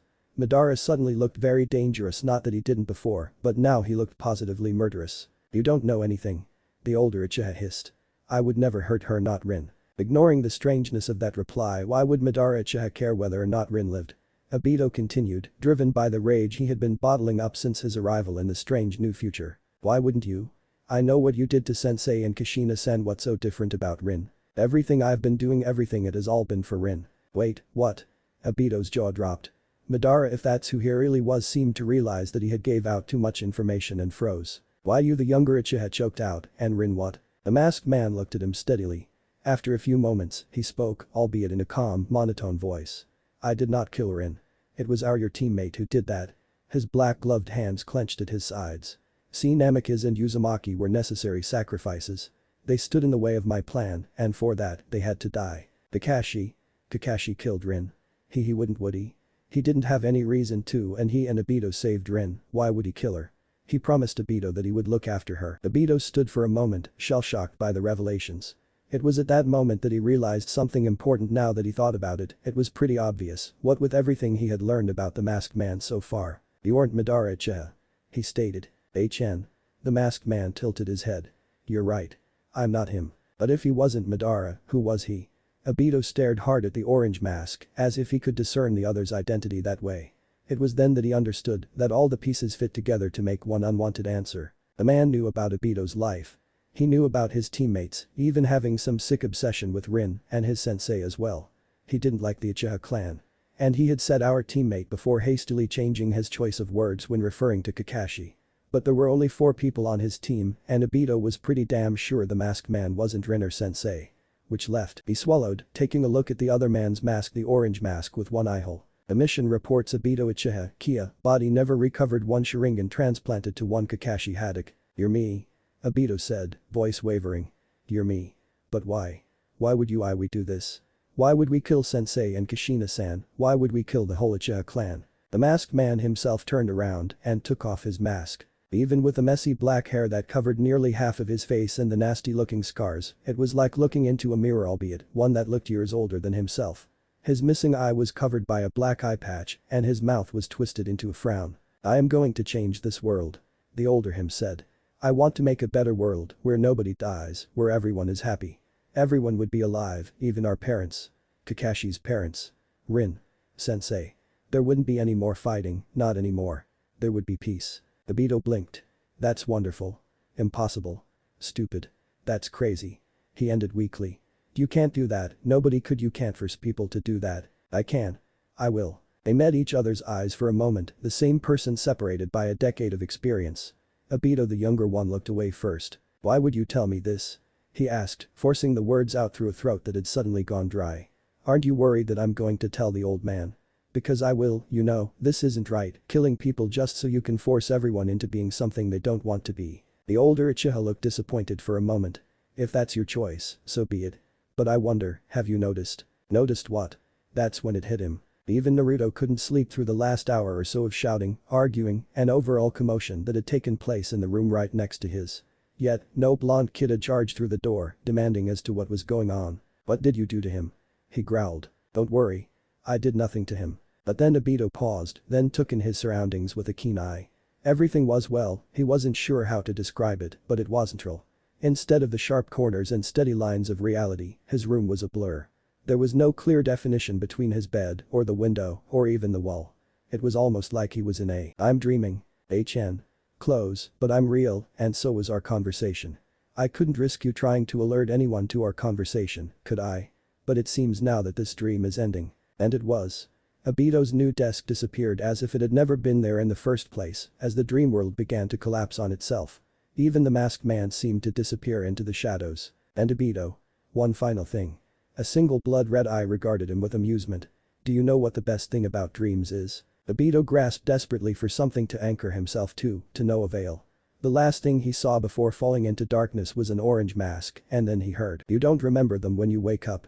Naruto Uzumaki shook his older brother awake, an unhappy expression on his face. "Ow ow, I'm awake, I'm awake." Obito yelped, "Stop shaking me." "Nai-san. I'm late for school, you didn't wake up on time." "Huh? That was weird." Obito always woke up at dawn, a common trait of the fire-aligned Uchiha clan. For him to sleep past meant that he must have been really exhausted last night, but he wasn't. He didn't even have a mission, all he did was take Naruto to the academy and then grocery shopping. Strangely, it didn't feel like he slept last night. Obito yawned, rubbing the sleep out of his eyes and peering cautiously outside, adjusting his sleep-deprived eyes to the sudden light.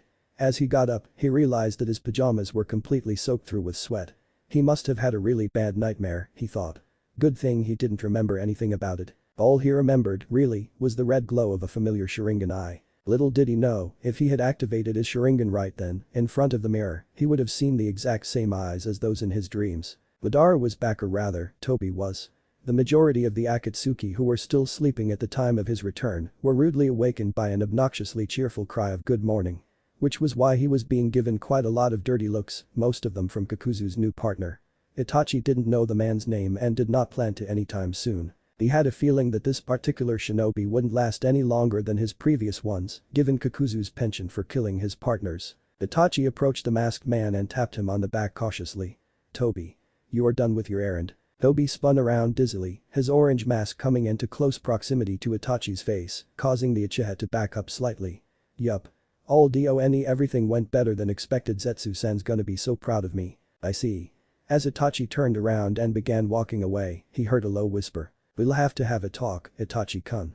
There's been a new development." But when he turned around, all he saw was Toby, the incapable buffoon, dancing around childishly, arms waving about, edging dangerously to one of Conan's prized vases. Crash. Whoops. "Sorry, Conan-san." The boy was Obito Uchiha, or at least, he believed it with every shred of his being. He could not have been one of Orochimaru's creations. He knew things that the snake could not have known. Though his tale of time travel had been hard to believe, he had to wonder. Was the power of time travel truly possible with his Sharingan? He had experimented with his eye during his time with Madara, and that particular power had never came up. Or maybe, it was a power that only worked when both eyes were used together. A single blood-red eye narrowed behind the orange mask. Obito had always enjoyed helping out the elderly. He helped them carry their bags, rescue cats from trees, paint houses, but his tendencies for doing good deeds were also a great factor in his constant tardiness. Kakashi always scolded him for it, but it wasn't something he could help. So what if he had to get to his team meeting on time? He was running a few minutes early, and Akiyama-sen's cat was stuck up a tree. Obito had to help. That, at least, hadn't changed. He was walking down the street to the grocery store. The owners always charged Naruto insanely high prices, so Obito was going to have a talk with them when he saw an elderly woman making slow progress on the street, stumbling under the weight of her shopping bags. A few minutes later, she was thanking him profusely as he grabbed the 2 bags of turnips and carried them along. They were pretty heavy. Obito glowed under the praise. He was more used to jeers and scorn than gratitude and compliments. That, at least, was one good thing about the future. Nobody mocked him anymore. Bad thing is, everyone who did was already dead or had completely forgotten about him. Then Obito looked at the old lady's face and froze. There were a few extra wrinkles and she seemed to have shrunk with age, but he knew her. Due to his frequent helping of old people, he knew the names and faces of all the elderly persons in the village. The number of which wasn't actually that much. It was rare for shinobi to survive to such an advanced age, and civilians made up only slightly more than half of the village population. It was Maki-san. It had only been weeks ago for him when he had cheerfully helped her prune her fruit trees. But to her, it must have been years. Obito swallowed. He liked Maki-san. She had chased away a couple of overeager bullies from him when he was still attending the civilian school, and then had treated him to cookies and hot milk. She had regaled him with tales of her life as shinobi, though she had only ever advanced to chunin rank. There was no recognition on her wrinkly, sun-darkened face when she looked at him. And that was it, right? The world had moved on without him, and anyone who really cared about his existence was either dead, had forgotten, or Kakashi. They walked on in relative silence, with Maki-san telling him the directions to her home. He already knew them, of course. But no matter how desperately he wanted to tell her that he was Obito, that he was alive, he knew he couldn't. First of all, the Saindaime had made him promise not tell anyone about his situation, other than those who already knew. Secondly, and his main motivation, was that Maki-san might think he was completely and utterly insane, that, or playing a cruel prank on her.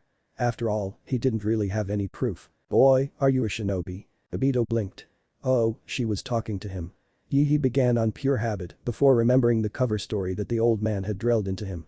No, he said quickly, I've always wanted to be one, though. I came from one of the trading villages up north and they always talked about how cool shinobi were. My dad might have been one, I don't know, I never knew him, but he shut up. Crap. First time he tried to keep up his cover story and he made the first mistake the old man had warned him about telling too much. But Maki-san didn't seem to notice, just hemming and hawing as she listened.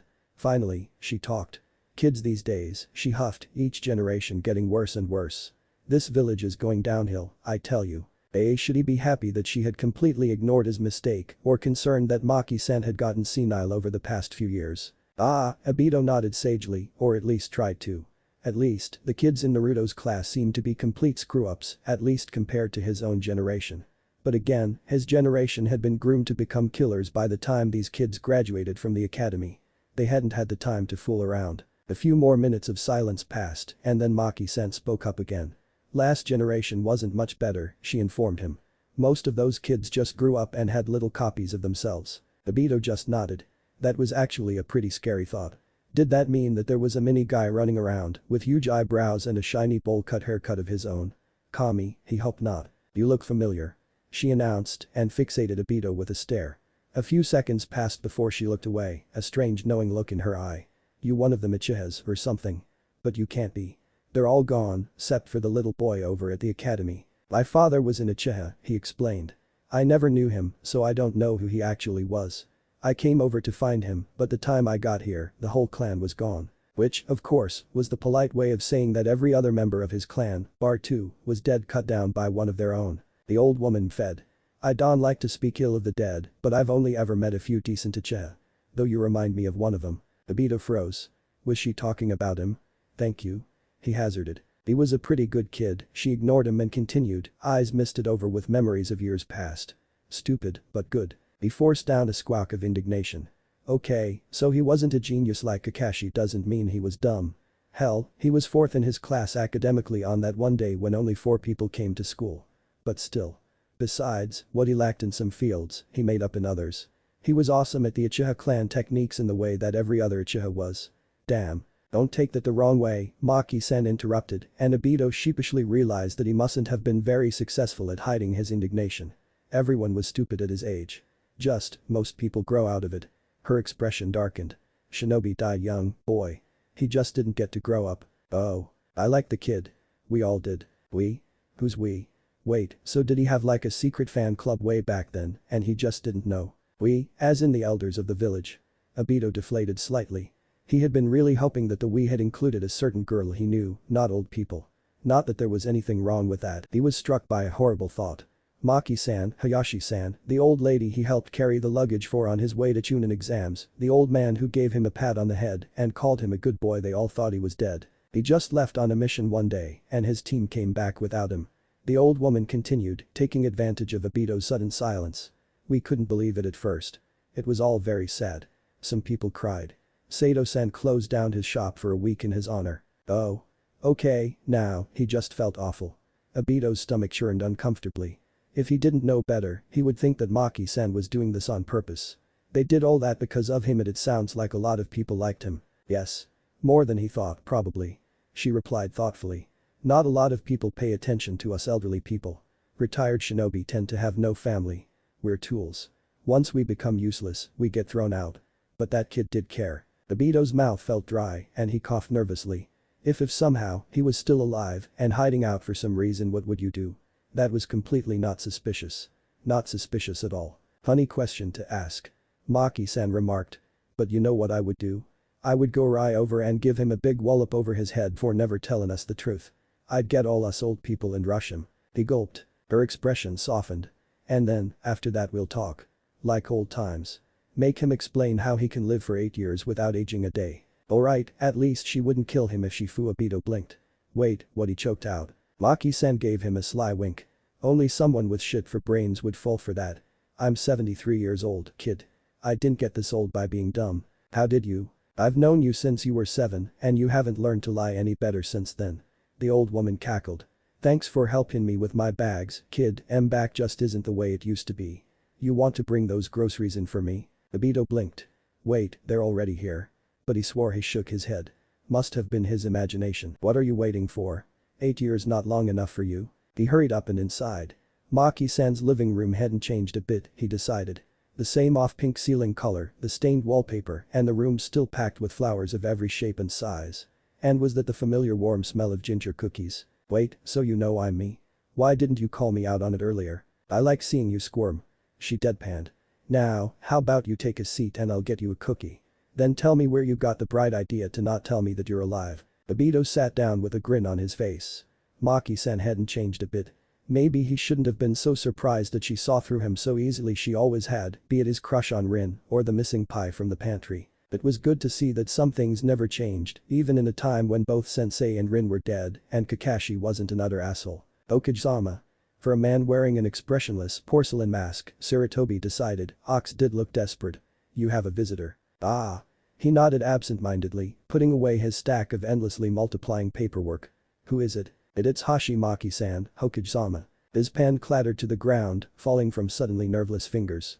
He paled, blood draining from his face. There was only one reason why she would come to see him, and it concerned the temporal anomaly who had appeared in his village a few weeks earlier. Nobody wanted to be the focus of Hashimaki's fury, not even the legendary Saindaime of Konoha. Logic said that she was a retired chunin of no threat to himself, a S-rank shinobi and number 1 in command of his village. But logic had never really applied to Hashimaki. Let her in. He said finally, with the sound of a man going to meet his executioner. It was a well-known fact in Konoha's Anbu community that Anbu Wolf could be found at the memorial stone every morning. Many of his subordinates gossiped heavily about the reason why. A recently deceased family member. A dead girlfriend. A lost lover. None of those made sense. For one, the man had been going there for years according to witnesses, for almost a decade. Even the most sentimental, the most squeamish shinobi could only keep it up for months, and Kakashi Hada could not be considered emotional by any means. Hell, the man had killed more people than almost anyone else in Anbu ranks, with an almost frightening ease. He was a cold, efficient killer and, as it was often whispered in secret, a fucking psycho. Various former members of his squad told horror stories about assassination missions on children on kids and how the man slaughtered them without a second thought. He was one of the most veteran Anbu members and definitely the youngest out of them. Most Anbu members survived, rather for only a year or two. It was a job that most people only left in a body bag or as a gibbering wreck. Wolf had been in for 6. It was a quiet sentiment that one day, the crazy fucker would just go home and hang himself. Of course, the man's subordinates Tenzu and Tiger in particular made sure that anyone who voiced that particular sentiment well wouldn't do it again for a very long time. So when Wolf hadn't shown up to HQ one day and Bohr had reported that he wasn't at the memorial stone, it was understandable that one of the newer recruits had blurted out, holy shit. He fucking did it. After all, he had been acting strangely the past few weeks after he returned from a S-ranked mission that had landed most of his squad members in the hospital. Thinking of it, it was also the day Itachi, that little shit, had cut down every damn person in his clan. Wolf had a Sharingan, maybe there was a connection. But he wasn't in his apartment either or any of his usual hunting spots. Tenzu was the one who finally found him, sitting cross-legged in front of a grave in the Konoha cemetery. He didn't seem to notice their presence for a few moments. Why are all of you here? He asked, still staring at the gravestone. Sir, you missed the meeting this morning. Eh? Kakashi turned his head in apparent confusion.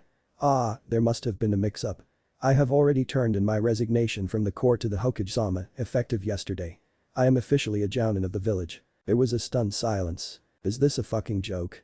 Hawk erupted, you're quitting Anbu. Though everyone else stayed quiet, Hawk was speaking what was on all of their minds. Kakashi Haddock not being part of the corps was like Ichiraku's closing down shop or something. Say what you will about his mental state, but he had been a mentor to the majority of the current Anbu. Yes. Kakashi said simply. As much as it's possible for anyone to leave Anbu, anyways. He got up and stretched nonchalantly. Congratulations, Hawk. You've been promoted to captain. Now I'm going to have to tell someone something I never wanted to have to tell them. Nobody stopped him as he walked off, hands in his pockets. Hawk's enbin had fallen out of his mouth. Now that Kakashi was no longer blocking the gravestone with his body, it was easy to see what was engraved upon it. Tenzu took a look. Brindahara, it read.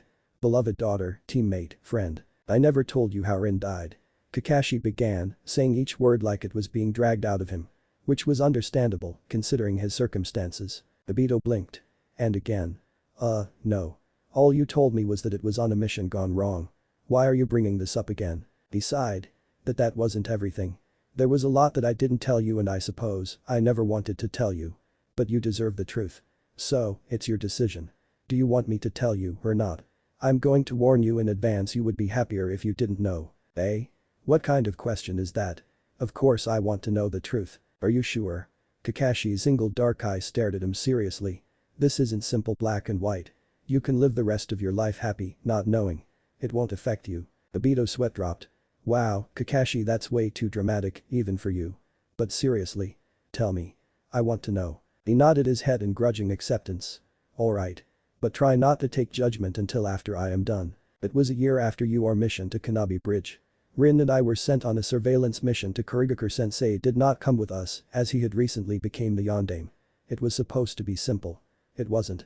A day before we were supposed to arrive at our mission destination, the two of us were ambushed by a squad of high-ranked Kurigakure shinobi. They were Jounin and Anbu ranked at the very least. Rin and I was a Jounin and her a Chunin. We were no match for them. But it was odd.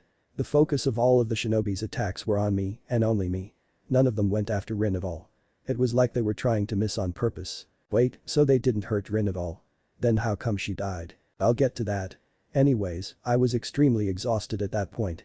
I had your Sharingan and that was probably what saved my life up to that point, but it wasn't enough. That was when I realized his lone eye darkened. They were after Rin.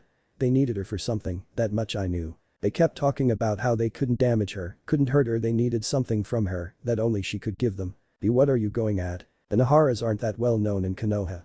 I don't think there are any more of them. Rin's last relatives died in the Kyuubi attack. But even then, they were few and very secretive. Obito, you're an Uchiha. You should know better than most why a couple of enemy nin would go after a specific shinobi. Are you saying that Rin had a bloodline limit? The Takiri nin wanted her for that? Yes. I don't know for sure what it was, but it was important to the Kiri shinobi. At that point in the fight, both Rin and I were extremely exhausted. We couldn't last much longer before I was knocked unconscious or killed and Rin captured by enemy shinobi. We had to make a decision. Kakashi, hell, he couldn't be saying what Obito thought he was saying. To answer your earlier question, Rin wasn't killed by the Kurigakure shinobi. His eye hardened. I was the one who killed Rin. There was a dead silence. Finally, Obito snarled. Kakashi, you fucking bastard. I told you to protect Rin with your life and you just there could have been another way. There has to be. He was standing up now, fists clenched bloodlessly wide at his sides. What the hell were you thinking? I was protecting her. Kakashi stated emotionlessly. The two of us couldn't last much longer. We couldn't let the enemy shinobi get their hands on Rin and we both knew it. Rin understood what we would have to do for the sake of the village. Konoha cannot afford other villages having access to our clan's bloodline limits. Obito punched him. Kakashi looked like he had been expecting it but didn't even try to dodge it. As a result, the punch connected fully, slamming into Kakashi's unprotected nose. He covered it quickly with one hand, but Obito could see the dark stain spreading out from underneath his fingers. For a moment, he stared at his fist in horror, wondering whether or not he should apologize, then he remembered that Kakashi had killed Rin, and he was furious again. Obito the Jonin started. The hell with that. You placed the village before your teammate. You could have found another way to get Rin out alive, even at the expense of your own life. You should have. Trust me, Obito. If there was anything I could do, even if I had to sacrifice myself in the process in order to get her out of there alive, I would have. I owed it to you, to Rin, to Sensei, to myself. But sometimes there just isn't. Obito glared. You could have kept fighting. It was 5-1 odds, if not more. Look, Obito, see it from my perspective. Fine, maybe we could have kept fighting. Maybe we could have taken down a few more enemy nin. But I was already half dead at that point, and as soon as they finished me off, they would have taken Rin. Just like our mission at Kanabi Bridge, only there would be nobody left to rescue her. And captivity wouldn't have been fun. Their shinobi would have tortured her for all the information she could give, then turned her over to be dissected, to be experimented on. Anything would have been better than that. He swallowed and slumped down into his chair. As much as he hated to admit it, Kakashi was right. He did have no other choice. As an Uchiha, it had always been drilled into him that he could never let enemy shinobi get a hold of him or his eyes. There had been oh so many horror stories about unfortunate Uncle Shiranui or Cousin Fukiya. Was it quick? Her death, I mean. He asked finally. Yes. She wasn't alive for more than a few seconds. That's good. Obito bowed his head. But how the hell are you still here? I would have thought that the enemy nin would have been pretty pissed at you for doing what you did. Kakashi had a distant look in his eyes. I don't know. What the hell do you mean you don't know? I fell unconscious from chakra exhaustion immediately afterwards. I never expected to wake up. I was surrounded by extremely angry Kurigakure shinobi who wanted to retrieve Rin's body for further study. But I did. And when I did I was the only one alive. Someone or something had ripped the enemy shinobi apart. Their bodies were mangled and broken, like they had been killed by a monster. But whoever or whatever did it they left me alive. Whatever did it they left Rin alone. Wait, what? Obito blinked. No offense, but are you sure you didn't hit your head or something? I mean that doesn't sound like something a random enemy shinobi would do. Maybe I did, maybe I didn't. Kakashi shrugged. Either way, I woke up still alive and Rin's body was still there. You brought her back, right? Her body, at least. Kakashi nodded. Wait, so she has a plot in the Konoha cemetery, right? The other man nodded again. Take me there. Please. I know she's gone. But I guess I just want to say goodbye to her. I never got a chance before the rock got me. Obito knew his voice was cracking, but he didn't really care. He knew Rin was gone, had known ever since he had found himself in this insane future Konoha. But it had never really hit him that Rin, the smiling girl with the brown hair and purple marks on her cheeks, the one who was so kind and so sweet and fixed him back up every time he got himself beaten up, the girl he loved was dead. Obito would never see her again, or at least, not in the living world. Kakashi Haddock had been the one to kill her, and that had made it so much worse. If it had been a faceless Kurigakure nin or maybe bloodthirsty rock shinobi, it would have been so easy to just hate to paint the murderer as a complete monster, as someone to focus his vengeance on. But this was Kakashi, his teammate, his comrade, and maybe, just maybe his friend. He didn't want to kill Rin, he had said as such. And it might not mean much, but he had looked sincere. He had had no other choice. If Obito had been in the same situation to leave Rin to the enemy shinobi to be experimented on, to be tortured, to be cut open, or to give her a quick death, he would have made the same decision. And that was an awful thing to realize. Hi Rin. It's me. Obito, you know, your teammate, or I guess, your old teammate now. Yeah, I guess it must be pretty surprising to see me here after all. I'm supposed to be under a few tons of rock, right? He let out a slightly crazed giggle. But I'm not. I'm not sure why myself, but I'm alive and walking. And you're dead. Obito wiped his eyes. He had left his goggles at home, so at least he couldn't use that excuse anymore. Kakashi told me everything. I know that he was the one who killed you. He started conversationally. And what was that? A slight twitch out of the corner of his vision. Moments later, a squirrel ran out and scampered up a nearby tree trunk, and he let out a breath he didn't realize he was holding. It must have been his imagination. But he explained why. It must have been a really screwed up situation, huh? And I understand where he's coming from. I know why he did what he did. I'm not sure if you did before you died, but it was either that or let the Kurigakure shinobi get their hands on you. His hands clenched. And I guess I don't blame him. I want to hope that there could have been another way, a way that the both of you could have gotten out alive, but I know now that sometimes there are no other choices. I can't hate him for it, and I know that if you were still here, you wouldn't want me to hate him either. Everything's so different. I'm like one of 3 living Uchiha now. Itachi, remember, that cute little kid who I took out for dango sometimes? Well, he went crazy or something, but he murdered the whole clan, along with a weirdo claiming to be Madara Uchiha. He even tried to kill me. Obito shuddered. I never liked my clan much, but I don't want them dead. Now, the only one left is my cousin, Sasuke's Itachi's brother, but apparently, he decided to turn into a complete Kakashi 2.0 at least, according to Naruto. I guess Kakashi probably already told you this, but Sensei had a kid. His name's Naruto, and I guess that's just like Sensei and Kushina-san to name their kid after a ramen topping. He looks just like Sensei, but his personality is all Kushina-san. He grinned. And guess what? I'm the kid's older brother now. He pointed proudly at himself, smooshing the flower bouquet he brought in the process. Oh, sorry. Here. Obito placed the flowers gingerly beneath the gravestone. Yeah, I know. You're probably really worried. I mean, I'm not exactly the most responsible person or around, far from it, anyways. But I think I'm doing okay. I lived by myself for most of my life, remember? Anyways, Naruto likes me well enough, and it's impossible not to like him. But a lot of villagers do, and it's such shit, sorry. But they hate him because he's the demon container for the 9-tailed fox, like Kushina-san. It's just so stupid. He kicked a nearby rock, sending it skittering off into a bush. He doesn't have parents anymore. Sensei and Kushina-san are both dead. But I guess you already know. Say hi to them for me. I guess they're wondering why I'm not there. Obito scratched the back of his head absent-mindedly. Kakashi and I don't fight anymore. You must be really proud. But he's not that much of an asshole anymore. Hell, he's changed so much, it's almost creepy. I heard from a couple of Jounin that Kakashi was 3 hours late to an important meeting, and when he got there, he told them that he got lost. On the road of life. Kakashi. He's stealing my excuses. You know, Rin, sometimes I wonder what it would be like if everything turned out alright. If Sensei and Kushina-san hadn't died, if the weird masked man hadn't let the fox out, if you hadn't died, if I hadn't died, we could have been so happy. He swallowed thickly. But I guess that's just how things were supposed to go.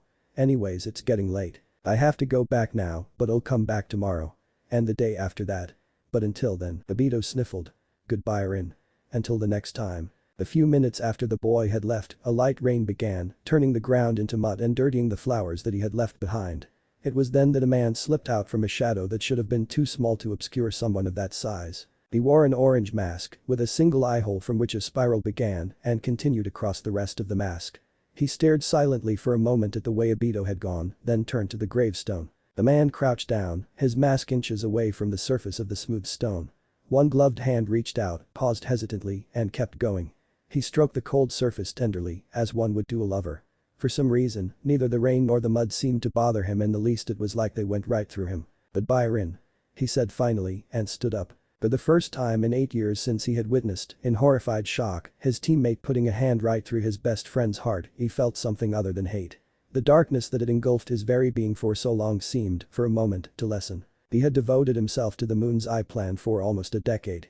It had been the reason for his existence, the reason why he was still alive, instead of going off to follow Rin to wherever she had ended up. But now, there was doubt.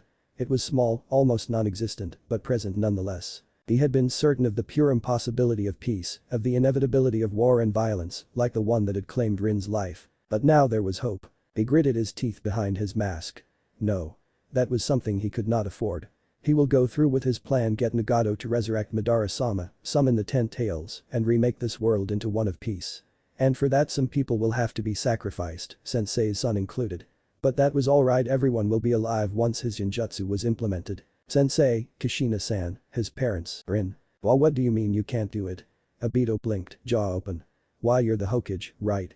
I thought you had the ultimate say in everything. Hiruzen Sarutobi pinched the bridge of his nose with a sigh. It isn't that simple, Obito. There are many people who have a part in making this decision, and while I, as Hokage, have the biggest say, that does not guarantee a yes. Like who? The council members. Danzo Shimura. He thought for a second. And since this will be affecting the only remaining member and clan head of one of the village's greatest clans, you will also need the input of the clan heads. Eh? Who's this Danzo guy you're talking about? His old rival had always preferred to stay in the shadows. With that said, it wasn't surprising that the boy didn't know who he was. Most villagers and lower-ranking shinobi didn't. Only the top ranks knew of Danzo's importance to the village and the power he wielded. Danzo Shimura is an old rival of mine. He answered simply. He is also a respected elder of the village. Oh. Why does he care about what happens to Sasuke? Sarutobi didn't know for sure, but he had his suspicions and they were nothing good. After all, the village seemed to be having a sudden decrease in orphans, and his old rival seemed to be the one approving a lot of it. He didn't know for sure what happened to those children, but they always seemed to turn up when their disappearances were inquired about, always perfectly behaved. But he couldn't very well voice his wild theories, could he? Besides, he didn't want to be the one to tell Obito that Danzo, the council, and himself, albeit reluctantly, effectively the governing force of the village, had been the ones to order the complete and utter massacre of his clan by one of its own members, and a pacifist one at that. He has his reasons. He said finally. Okay, then. Never heard of him, to be honest. Obito scowled. But why wouldn't the other people agree? I've done a good job with Naruto, right? And I mean, Sasuke's family. I'm the only Uchiha he has left. Privately, Sarutobi agreed. Naruto seemed much happier and more controlled since Obito had first been assigned as his caretaker, and according to the boy, his super awesome older brother than Kaisasa Sasami as far as he could garner from Naruto's shouting. But they don't know that. He reminded. As far as they know, you're just a recent arrival from a trading village who has enough Uchiha blood in him to look like one. Well, you have been doing well with Naruto-kun, most of them frankly could care less about his well-being. Sasuke, however, fine. But speaking of that, why can't they know that I'm Uchiha? I mean, we wouldn't have to tell them who I am, exactly, and how I ended up here, but just about me being an actual Uchiha. Maybe you could say I was out of town on a mission or something. Obito asked hopefully. They would be happy about it, wouldn't they? It's not like being an Uchiha is a bad thing, if only he knew. There are such things as records, he replied dryly. I think people would notice if an Uchiha appeared who haven't been listed in records of any sort. You don't have a birth certificate of your current identity, after all. And how could he explain to him just why he couldn't let it get out that another Uchiha now existed? The boy had no idea of the complex clan politics and judging by the looks of him, any politics in general, and wasn't present when the rest of his clan was gearing for a coup. He did not know how far some people would go to gain control over an Uchiha or to get a pair of Sharingan, his old student included. How could he tell him that if the council knew that he was an Uchiha, he would be ordered killed or brought in for interrogation or worse? It would be hazardous to your well-being. He explained, because there are only 2-3, including yourself Uchiha clan members left, and one of which is a S-rank missing nin. Many of Konoha's enemies will be looking to get their hands on an Uchiha by any means possible. Sasuke is well known, so it will not be so easy to get a hold of him. You, on the other hand, are virtually unknown to everyone in this time. I'm not weak, alright. I'm a Chunin and I can hold my own if any weirdos try to kidnap me. The boy retorted, hands balling into fists. It wasn't any different back during the war.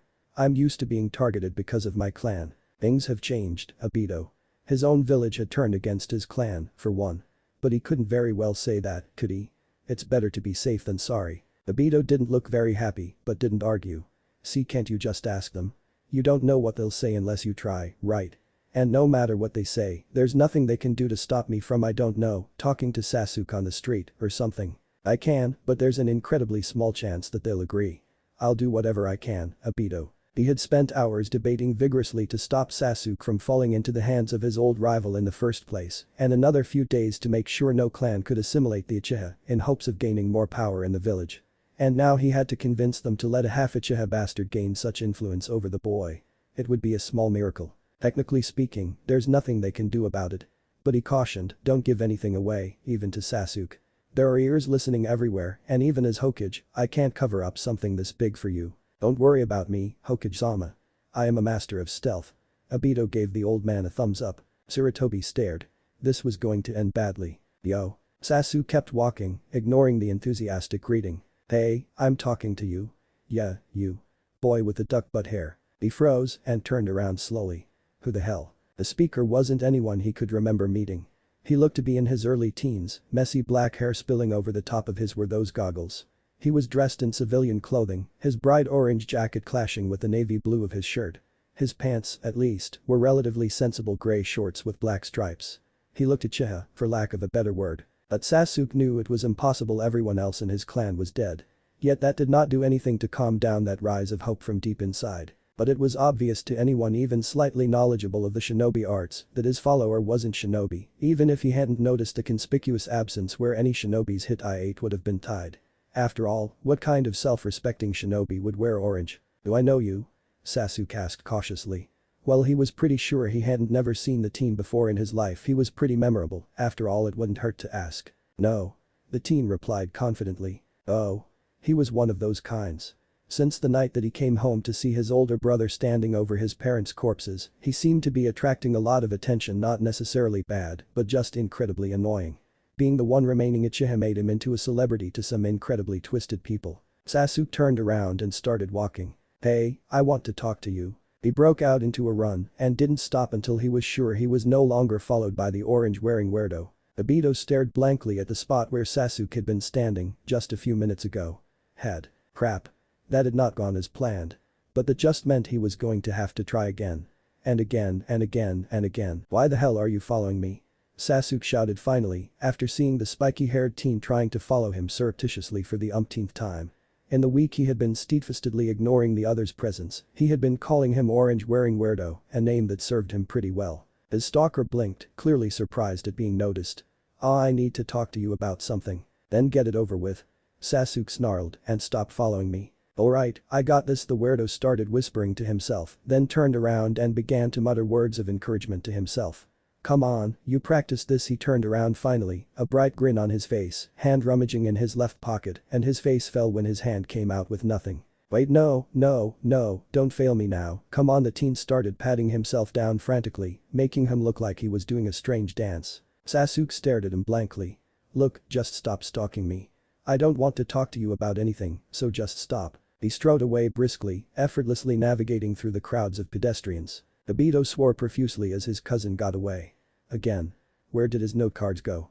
He had written them out painstakingly weeks before, and now they were gone. His probing fingers felt the ragged edge of his cards, and he pulled them out excitedly. His grin fell from his face. They were in his right pocket the whole time. Damn it. After his tense sighting of the orange-wearing weirdo, Sasuke had no choice but to give up on trying to handle the situation on his own. His parents had talked to him about stranger danger, after all, and while a hopelessly inept civilian couldn't do much harm to him, he was annoying. And well, he did have an Anbu guard for a reason, right? The night he got out of the hospital, physically but not mentally healed, the Hokage had assigned him an Anbu of his own to protect him from assassinations, make sure that his apartment was always well supplied, though imagining one of the serious elite guards of the village at the local supermarket was entertaining, Sasuke knew that more likely than not, the man was simply in charge of ordering genin to do the missions, and Sasuke suspected, to stop him from offing himself one day. So far, he'd been successful in all three of his tasks. If any disgruntled shinobi or villager had decided to go after the last remaining Uchiha, his guard had dispatched them without him noticing. Sasuke's pantry was well stocked with food and his supplies replenished every week. And finally, he hadn't tried to kill himself. Really, the Hokage didn't have to worry about him doing that. Sasuke couldn't die before he got revenge on his clan's killer, his older brother, or he would die trying. Taking the easy way out would be completely against his principles. His Anbu guard was a welcome presence, however. His classmates at the academy had no idea what he had gone through and only stared at him with their childish, naive faces, especially the idiot dead last Naruto, who had taken to bragging loudly about his somehow newly found elder brother, seemingly oblivious to Sasuke's gritted teeth. It was a cruel coincidence for his classmate to have gained the very thing he had lost on the same day. In fact, the villagers looked at him with pity, which angered him more than if they had looked at him with any other emotion. What right did they have to feel sorry for him? He rejected their hapless attempts at sympathy and ignored the baked goods some left at his door. But his guard treated him like a person, not a piece of glass that could break at any moment. Instead of tiptoeing past him like he was something fragile, he spoke bluntly, almost like he was talking to an equal. The man might be a motionless human weapon, but right now, he was the only thing Sasuke had the slightest shred of faith in his life. Anbu-san. Sasuke said, looking unflinchingly at the expressionless wolf mask of his guard. I have noticed a person following me around the village. HN. The other man inclined his head thoughtfully. Is that so? Describe him. He has dark hair and eyes and wears a combination of orange and dark blue. He hesitated. He is also very loud. Let me guess. He also wears a pair of obnoxiously orange goggles. This was stated with, strangely enough, an undercurrent of humor. Yes, he does, actually. Anbu-san, you know him. You could say that. Even though Sasuke could not see his face, he had the strange feeling that the man was smiling. Uchiha-san. I'll take care of the problem immediately. And Anbu Wolf was out and over his windowsill almost as quickly as he had come. Sasuke stared in dismay as the dark form bounded away into the night. Is it impossible for shinobi to use doors? Yo. Obito squawked in surprise as his head came up and hit his wooden desk with a clang. Damn it, Kakashi. I am not used to your weird Anbu teleporting shit. He complained. And wait, are you stealing my lines? You never say yo. That's my thing. His old teammate looked at him with wry amusement. It's mine now. Ugh. Never thought you would try to act like me. Though he looked up at Kakashi questioningly. Why are you here? Not that there's anything wrong with you visiting, but it's 1 in the morning and it's a school night. I'll try not to wake up Naruto-kun then. Due to Obito's urging, Kakashi had tried actually interacting with his sensei's son outside of Anbu uniform. It had been too painful before. Naruto had seen through him immediately. Was his identity really that obvious? But then again, he didn't know anyone else with his bright shade of silvery white hair, the same hair that his Anbu mask did nothing to hide. Maybe he should hide. Fine, but you didn't answer me. What are you doing here? The little bird told me that you were trying to get a hold of your little cousin and failing pretty badly in the process. Hey. Who told you? Kakashi winked, though it was hard to tell with him only having one eye visible. Maybe he was just closing his eye really awkwardly. You know, here and there some civilians gossiping in the market, an old lady told me after I helped her cross the road. Oh. Also, Sasuke told me he had a loud orange-wearing stalker with goggles. Oh wait, what? Obito's eye twitched. Why would he tell you? How does he even know you? That might be because I'm his Anbu guard. Obito. What? When did you start looking after my cousin and why didn't you tell me? Obito shouted. Quiet wouldn't want to wake up Naruto-kun, would you? Kakashi placated, and to answer your question, ever since he was released from the hospital, let me see, 3 weeks ago. Why you never said anything about that before? You didn't ask. Kakashi, you asshole, I've been trying to talk to Sasuke for the last 2 weeks and he's been avoiding me everywhere. It could have helped if you, I don't know, told me ahead of time. Like, oh, Obito, did you know that I'm taking care of your only surviving relative? You don't think that would have been useful? His teammate's lone eye suddenly turned a bit more serious. Really, Obito, I didn't know you've been trying to make contact. But you do know that my identity as Anbu Wolf is supposed to be secret, right? Even though Naruto and yourself already know who I really am, I rather not give out the information so freely. Then why are you telling me now? Because you following Sasuke-kun is now having an impact on my mission. He's not too happy about you following him around all day. I wouldn't have to if he didn't keep running off every time I tried to talk to him. Obito scowled. Why wouldn't he talk to me? Kakashi peered at him. Why would Sasuke-kun want to talk to you? Are you kidding me? I'm his cousin. I'm the only other Uchiha left, other than him and Itachi-ku. He stopped abruptly. It didn't feel right calling the murderer of his entire clan by that, even if Itachi had been one of the only Uchihas he actually liked, way back when. He had no idea what had turned the adorable, idealistic midget into the monster he had encountered that night. Itachi. He finished lamely. That's all well and good, but he doesn't know that, does he? His old teammate looked at him seriously. He has no idea who you are and why you want to talk to him so much. His whole family was killed 3 weeks ago, Obito. It's not strange that he doesn't feel up to talking, especially not to a complete stranger. Obito deflated. That was true, as much as he wanted it to be otherwise. But then how can I talk to him? Because I have to. Like you said, Kakashi, his entire clan and mine too is gone. And I'm pissed about it. I'm angry. I want to chase down Itachi and his masked buddy and find out what the hell they were thinking, doing something like this. He frowned, beside himself. And that's me. Most of the people who were murdered I didn't even know them, or at least I didn't like them. Sasuke did, and I'm sure he was pretty well liked by his clan. Also, it was his brother who did everything, and according to the old man, the bastard replayed everything over for him to watch, only to feed him some bullshit about getting revenge. His hands clenched involuntarily. I'm not the vengeful type, Kakashi, and you know it. So if I want to Obito swallowed. I've seen people completely consumed by their need for revenge. It's not pretty. I might not have known Sasuke before a few weeks ago, but family is family, and I can't let the same thing happen to Sasuke. Kakashi regarded him silently. I think I can help you with that. I thought you said you couldn't. I lied. The other man replied cheerfully. Or rather, I omitted some truths. But I don't think it would be against any part of my mission to introduce Sasuke-kun to someone he might find interesting. But I can't tell him that I'm an Uchiha. The old man told me that nobody can know who I actually am, except for the people who already know. You should address the Hokage-sama with the respect he deserves. Kakashi admonished, though not looking very serious about it. Anyways, who says you have to tell him the truth? Your cover story will serve well enough until you manage to convince the Hokage-sama otherwise. My cover story, haha, yeah. My cover story, Obito said, and laughed fakely. You forgot it completely, didn't you? His old teammate deadpanned. At the other's nod, he sighed. I can't believe I tried to act like you for the last 8 years. Wait, what did you say? Nothing. Kakashi cleared his throat. You're supposed to be Obito, no last name. Your mother did not want to associate herself with an illegitimate child, and your father was long gone by the time you were born. You grew up in an orphanage in a small trading village and set out on your own when you were 9. You decided to look for your father, and after being told that you looked to be of descent of the Uchiha clan of Konohagakure, you decided to head there instead. Obito had the classic Uchiha look, which would make it hard to explain his lack of relation. However, being a full-blooded Uchiha was out of the question. A bastard son, however, well, it was a well-known fact. Rumor. The originators of the fact were the rather untrustworthy Uchiha clan council that the Sharingan and other Uchiha-only characteristics surfaced only in full-blooded Uchihas. That was one of the reasons most Uchiha married within the clan. That would also lessen any threat Obito could pose to the village, and also the use he would have for any curious enemy nin. Wow, that's a pretty crappy childhood. Obito frowned. Wait, why did I take 4 years to get to this village? I'm not supposed to be that dumb, am I? And I'm supposed to pretend that I know nothing about being a shinobi. That's a load of. I'm getting to that. In your travels, you encountered a retired shinobi who decided to teach you some basic self-defense.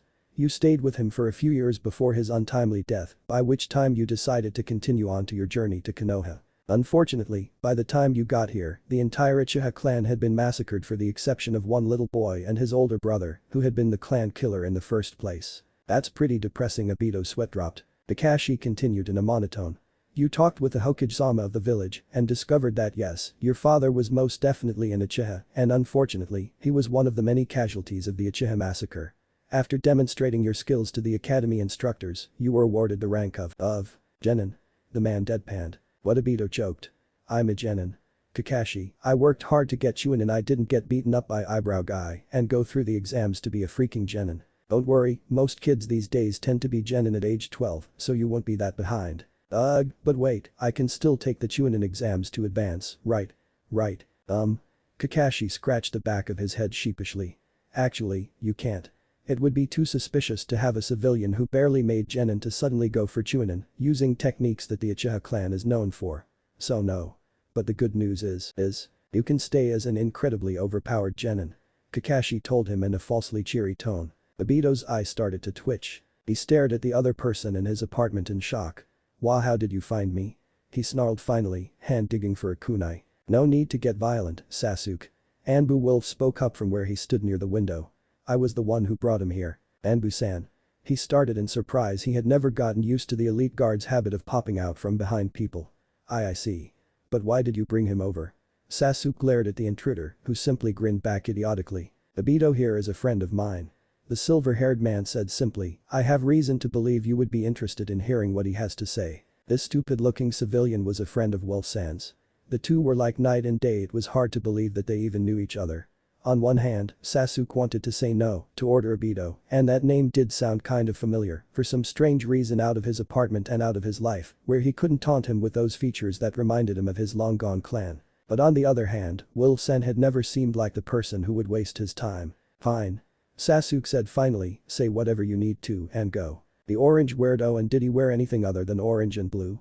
Smiled awkwardly. "I wanted to talk to you because you're my cousin," he said, and Sasuke's mind went blank. He could hear a thud behind him, like the sound of someone slamming their head into the wall. "Why, you're lying." He snarled finally, his tongue feeling strangely numb. It was impossible, but there was still that strange hope. "My family, the entire Uchiha clan, they're all dead. I saw them die myself. And I know all of my cousins, and you aren't any of them." "Hey, I'm not lying. I wouldn't lie about something like this," the teen retorted, face reddening. "Look, you can't possibly know everyone in your clan, can you? Then how did you survive?" "How did you survive?" He choked a bit. "How did you survive him?" "Who?" "Him. My brother. Itachi." He spat. "Oh. I wasn't in the village at the time." "Bullshit." Sasuke growled. "The Hokage-sama told me that every one of the clan was present. Are you trying to tell me that I should believe you over him?" "He didn't lie." Obito said. "I'm not a Konoha citizen. I was still on the way to the village at the time of the clan massacre." He stared incredulously. "Now, I know you can't be serious. Every member of the Uchiha clan is a citizen of Konoha. Has been since the village's founding." "Well," the other scratched his head, "I'm not a member of the Uchiha clan, at least, not exactly. My father was in Uchiha, but my mother was not. She was from a trading village up north. That's where I'm from. I came here to look for family." "Well," he shrugged. "I found one." Sasuke froze. "You're half Uchiha." "Sure am." The other replied cheerily. So he looked at him, really looked, and the spiky dark hair that reminded him of his mother's younger brother, Katsuro, the dark almost black eyes that he saw in the mirror every morning, and even the face shape was oh so very familiar. It couldn't be, but it was possible. His father had talked about such things, after all. Sasuke swallowed hesitantly. "Wolf-san?" he asked, "is he telling the truth?" The Anbu, who had, until that point, been watching their talk with exasperation and no small degree of amusement, spoke up. "The Hokage-sama has confirmed that Obito-san's father was indeed a part of the Uchiha clan. However, we do not know who he is, specifically." Obito grinned at him.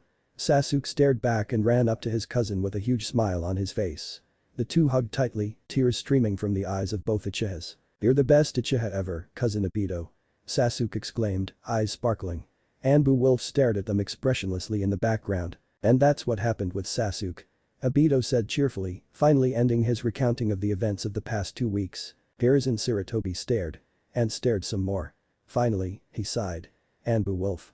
What really happened?" "Sir, Fugaku Uchiha seemed to share the same dislike the majority of Uchiha had for those of less than pure Uchiha descent.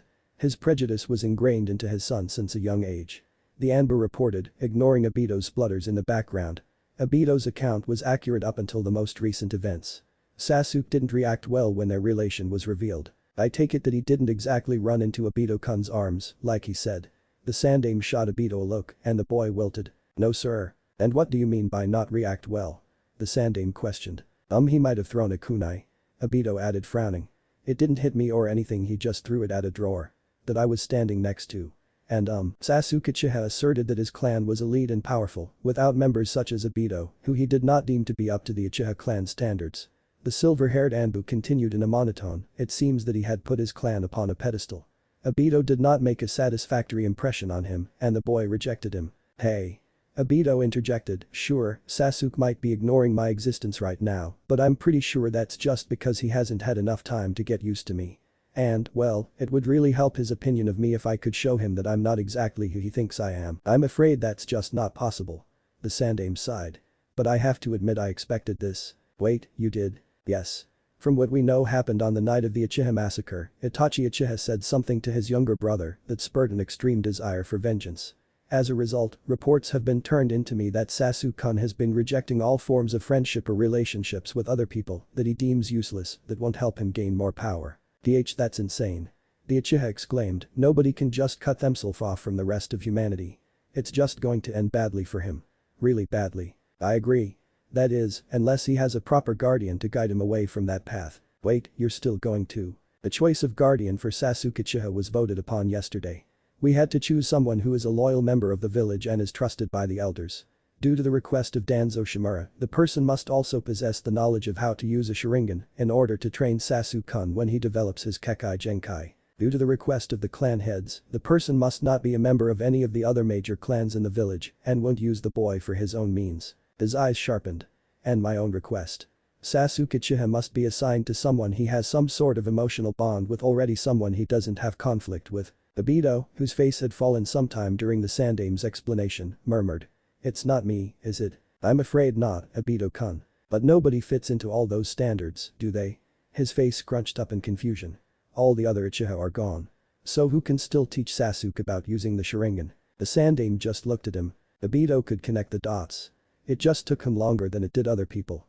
No way, he breathed finally, he's saying you can't be serious. I am very serious, Obito-kun. He is the only person in this village who fits under all of said standards and thus was chosen unanimously. However, I have a feeling that he won't be against you visiting Sasuke-kun. He winked. You might want to ask him, however. You're going to make me quit Anbu for this, won't you? Anbu Wolf said petulantly in the background. Damn. Sakura Haruno hated her life. She wanted to fit in with her classmates, with her neighbors, with everyone else in the village. But her every feature marked her as something different. Her distinctive pink hair, inherited from her father, was the trademark of the Haruno clan, most of which lived on the other side of Fire Country. Her green eyes, of a color she hadn't seen of anyone else in Konoha, originated somewhere in Water Country, where her father, then a traveling merchant, had met her mother. She felt completely out of place at the academy, surrounded by clan kids who have spent their entire life knowing about shinobi and chakra and everything she didn't. Her parents, on the other hand, were merchants who had settled in Konoha shortly before the Nine Tails attack, looking for a stable place to raise a family. She had been born soon after. She hadn't grown up knowing much about shinobi. The market economy was a far more likely topic at the dinner table until the day her instructor at civilian school had, in a parent conference, told her family that she would make a very good kunoichi one day. Sakura had been ecstatic. All she knew about shinobi was that they were powerful and that they protected the village from bad guys. Of course she wanted to be one of them. But her parents hadn't been so sure. They warned her that the life of a kunoichi was nowhere as glamorous as she would have thought, that this decision was not one to be taken lightly. But she had been adamant, and Sakura Haruno became the first person, on both sides of her family, to train as a shinobi. Their first day had been disastrous. Most of the kids there already knew each other through their clans and families, and many of her classmates tittered excitedly about her looks. More than one had come up to her asking if her hair color was natural. When the instructor, a kindly, white-haired young man, had started asking questions, she realized with horror that she knew the answers to none of them. Then he had came to her. Sakura-chan, I've noticed that you haven't answered any questions in today's discussion. Here's one for you. What is the shinobi rank after Chunin? Sakura stared at him blankly. Chunin. Ranks. She had never heard of those words, and she had even less idea what the rank after Chunin was. The people sitting next to her were whispering. How does she not know that? It's basic. Probably just some stupid civilian kid. Probably. Look at her hair. No way would a serious kunoichi have pink hair. In the end, she hadn't answered the question and the instructor had moved on, but not before saying patronizingly, don't worry. You just take in information a bit slower than other students, nothing to worry about. She ran to the village library the moment school was out, spending hours going through the texts and learning anything she could about shinobi. She won't let herself put in the same situation, not if she could help it. The next day, when Mizuki-sensei had came back to her, she answered loudly and proudly. It is Jounin, Mizuki-sensei. Sakura answered all the questions she could, determined to prove that she was not stupid. But her actions had an adverse effect and soon her classmates were whispering again. Hami, what an insufferable know-it-all. I know, right? She just wants everyone to know how smart she is. She might be smart, but she's ugly. Look at her forehead. It's huge. Laughter. Ha, it's like she's deformed. And that was how the teasing started. It had been relatively mild at first, with just a few disparaging remarks. Just a week later, Sakura would find herself being followed by a chorus of female classmates, loudly proclaiming the ugliness of her large forehead. It was after one such incident that led to her actions now, that is, sobbing quietly against the trunk of a rather large tree. It was useless. She had no friends, everyone she had approached had laughed in her face or stared at her like some oddity. Sakura did well in the academics portion of school, but she could never get the hang of throwing kunai and shuriken, often missing her targets completely. That wasn't to say that she didn't try. The numerous cuts on her fingers attested to the opposite. She was ugly, with her horrifying large forehead and clumsy body. Maybe, she thought vehemently, I'm just not meant to be a kunoichi. After all, weren't kunoichi supposed to be beautiful and deadly, able to cut down their enemies with grace? How was she, Sakura Haruno, daughter of merchant, supposed to become one of them? Bastard. Where the hell did you put my goggles? Sakura blinked. What? She wiped away her tears and got up slowly. There was someone else here. Screaming about goggles. Heavy footsteps coming toward her a few dozen feet away. The person, a male, from the sound of his voice, was cursing colorfully as he walked. He seemed angry, stomping on the fallen leaves and kicking aside twigs. She pressed herself against the tree trunk, trying not to breath. That was when the large bush in front of her started to rustle. As she stared with wide eyes, a dark-haired boy punched his way through the leaves and promptly tripped on the root in front of him, sending him thudding to the ground. He got up slowly, wiping the dirt and leaf bits off his clothing, seemingly oblivious to her presence. When I get my hands on the asshole, I swear. He looked up and met his terrified gaze with his own. Oh. Sakura let out a squeak and scrambled farther away from him. Hey, don't run. He yelped, gesturing to his hit eye frantically. I'm not gonna hurt you. She blinked. Oh. He was a shinobi, and judging from his lack of Ichuanin vest and age, probably a genin. Sorry. Sakura muttered, eyeing him cautiously. It's alright. He told her with a wide grin. This might seem like a really strange question to ask, but have you seen a white-haired man around here? He's a bit taller than me, but not that much taller, and he wears a weird face mask that covers his entire face. He stole my goggles and I'm trying to get them back. I've been looking for them for hours. She shook her head slowly. No, I haven't seen anyone like that, before adding uncertainly, I can help you look for them. He brightened immediately. Sure, thanks. Hey, what's your name anyway? Mine's Obito. It's just Obito. He laughed, scratching the back of his head awkwardly. Yeah, I'm Obito. My name's Sakura. She didn't give him her last name. Maybe Obito-san had an issue with family names and that's why he didn't give her his, she rationalized. The name really suits you, Sakura-chan. Obito replied brightly. Sakura turned crimson. People always ask where her hair color came from, as it wasn't a common color among Konoha inhabitants. But thankfully, he said nothing more about it. Thanks. Obito-san, who is the white-haired man who took your goggles? Oh, him. He's just an old teammate. Sakura stared. An old teammate.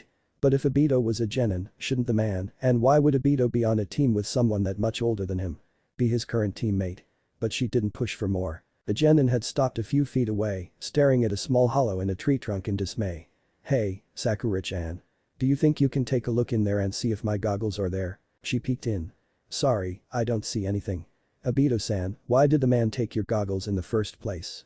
She asked, drawing her head out of the hollow and brushing the bark fragments out of her long hair. Obito frowned. He told me to stop wearing them all the time. He explained sulkily. But these goggles are awesome, okay? I've had them since before for a long time. So he just stole them and disappeared off into the forest. Oh. Sakura squinted. Are they orange? Yes. His jaw dropped. Did you find it? I think so, she pointed. Obito looked up and up. He stared.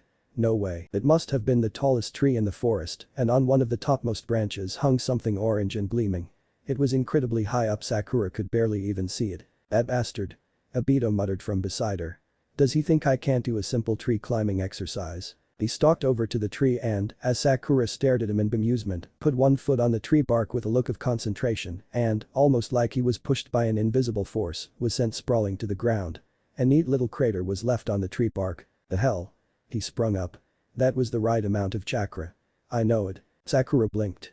Obito-san, what was that? It's just a simple chakra control technique. But for some reason, it's just not working. Obito kicked the tree spitefully. Damn Bakakashi. But I'm not going to give up on this. He tried again, to no avail. She cringed as he hit the ground again. How do you do this? She hazarded. After all, she had been one of the top in her class for chakra control exercises. That was one of the few things she was good at. It's not that hard. You just have to send a certain amount of chakra to your feet and kinda use it to stick on. You can't put too little, cause you'll fall off, but put too much and you'll get blown off like I did. Obito stared at the tree in dismay. I don't understand. I've been doing this for years. How come it's not working? Sakura looked at the tree contemplatively. She put her foot on it and concentrated and it stuck. Eyes wide, she took a step forward on the tree trunk and she wasn't falling, it was working. In her excitement, however, she stopped the flow of chakra to her foot and she fell off, thudding onto the ground with a cry. Hey, be careful about that. Obito shouted from a few feet away. It's not that easy to get a hold of, it took my team days to get it down. It's alright. She shouted, grinning. I think I got it. And slowly but steadily, she made her way up the trunk, getting higher and higher, but closer and closer to Obito's goggles. When she finally got there, she tugged the orange goggles free from the branch from which it hung. Sakura made her way down carefully, concentrating the same amount of chakra she did going up. After all, it wouldn't be good if she fell from all the way up there. Finally, she found herself back on solid ground, feeling inexplicably drained. Sakura handed Obito his goggles with a grin. Holy shit. Obito said, wide-eyed. That was awesome. You really think so? Seriously? You have really good chakra control. It took me ages to be able to do it when I first started. He looked at her calculatingly. Hey Sakura-chan, have you ever thought of being a medic nin? She scrunched her face. And not, really. It just sounded like a really boring profession. She much preferred being able to actually fight to protect her village and her loved ones in a really active way. Why? Nothing, it's just one of my old teammates was amazing at chakra control. Turns out that chakra control is really important for medic nin, so she started training as one. She was a really good one too. Since you picked it up so quickly, I thought you could be a great medic nin, that is, if you're interested in that sort of thing. I'll think about it, Sakura decided. Obito grinned. Well, medic nin or not, you'll make a great kunoichi one day. She blinked. Really? Well, yeah. I only learned the tree climbing exercise when I was already put on a genin team. You're still in the academy, right? So that makes you ahead of a lot of your classmates already. She smiled tentatively. It had already gotten dark by the time she and Obito made it out of the forest. I hope your parents won't get too mad about you staying out too late, he told her. Then, with a contemplative look, asked, hey, what were you doing that deep in the forest? She hesitated. But really, what was the harm of telling him the truth? Sure, it was embarrassing, but I was getting chased by some girls from school. She said haltingly, I decided to hide in here so I didn't have to hear them making fun of me. What kind of stuff do they say about you? A lot of different things.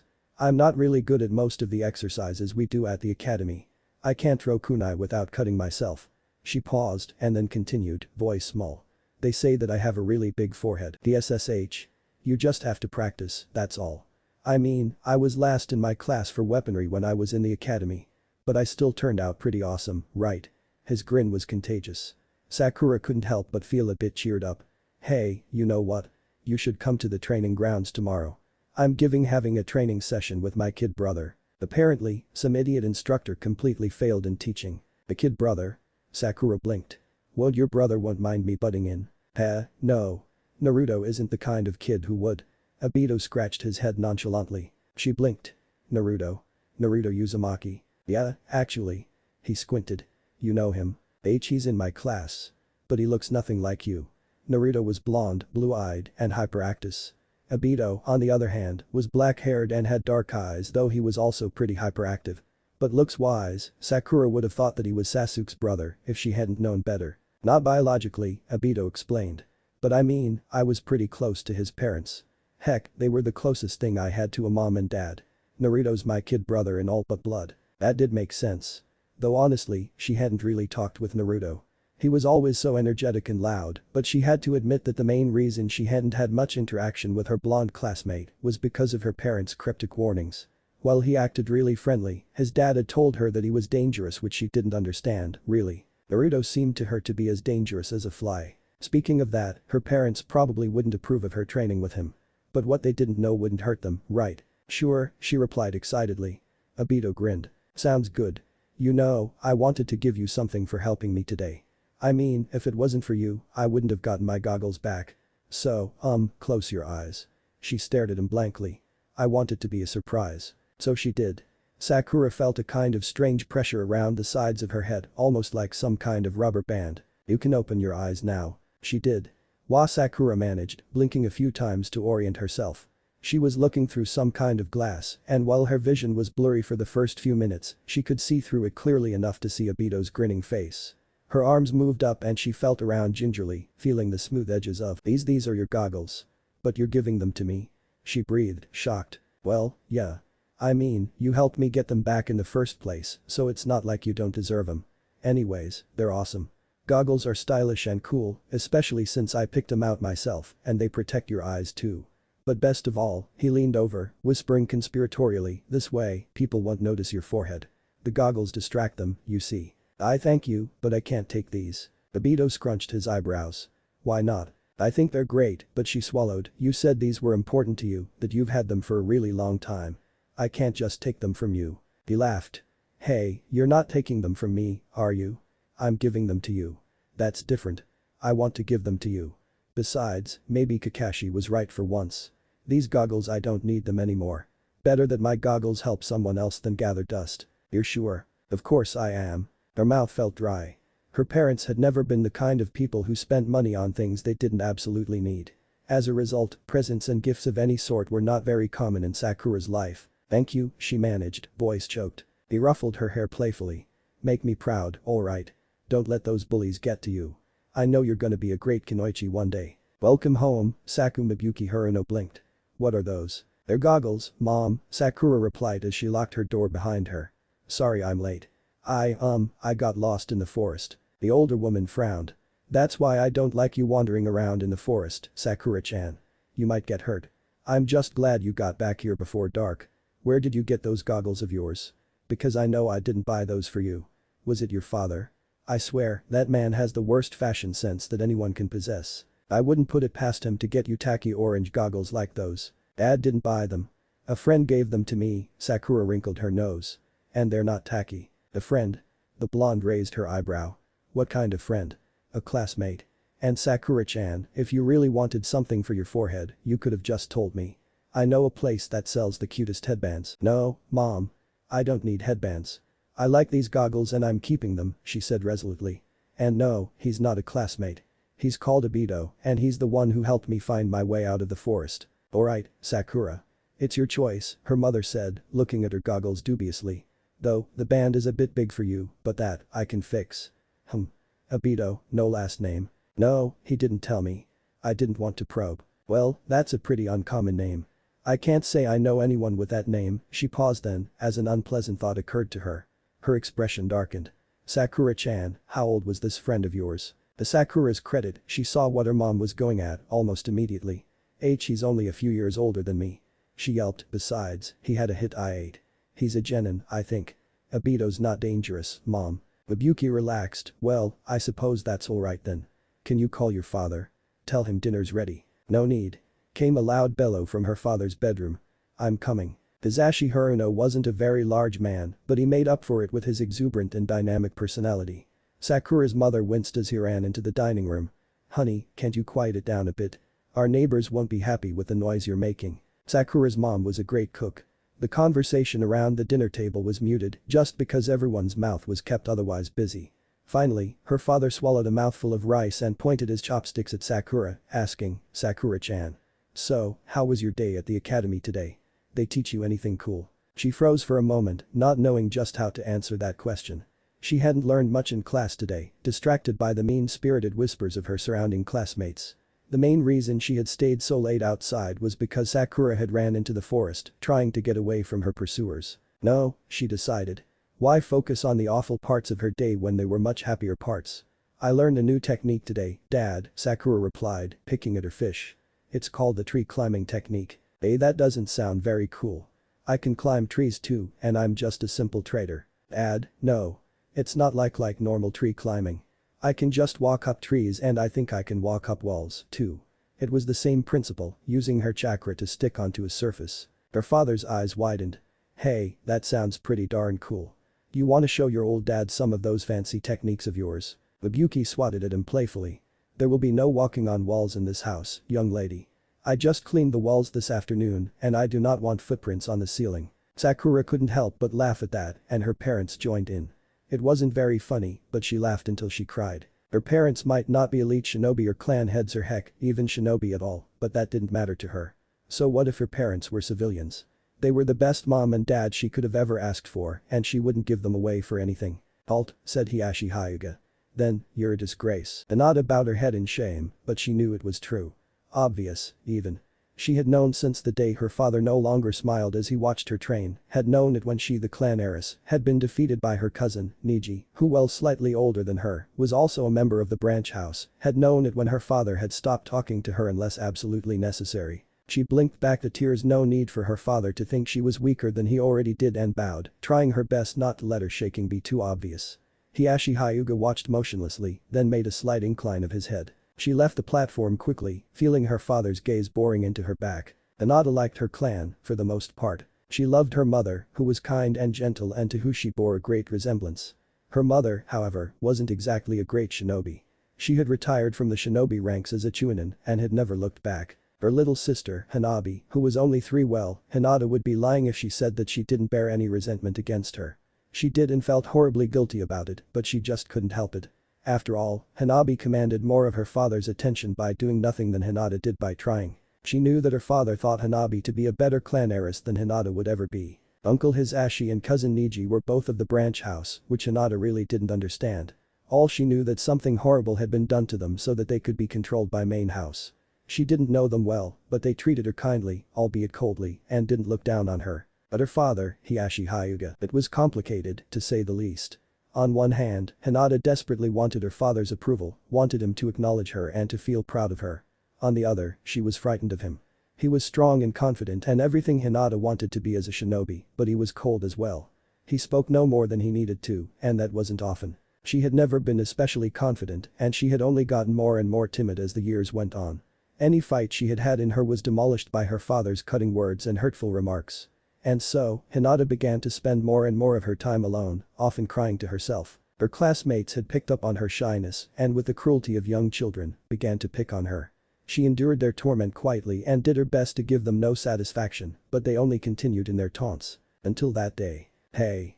Get away from her. Naruto Uzumaki was unlike anybody she knew. She knew of him, he was the prankster, the boisterous boy who shouted in class and always got reprimanded by the academy teachers. Hinata wasn't blind.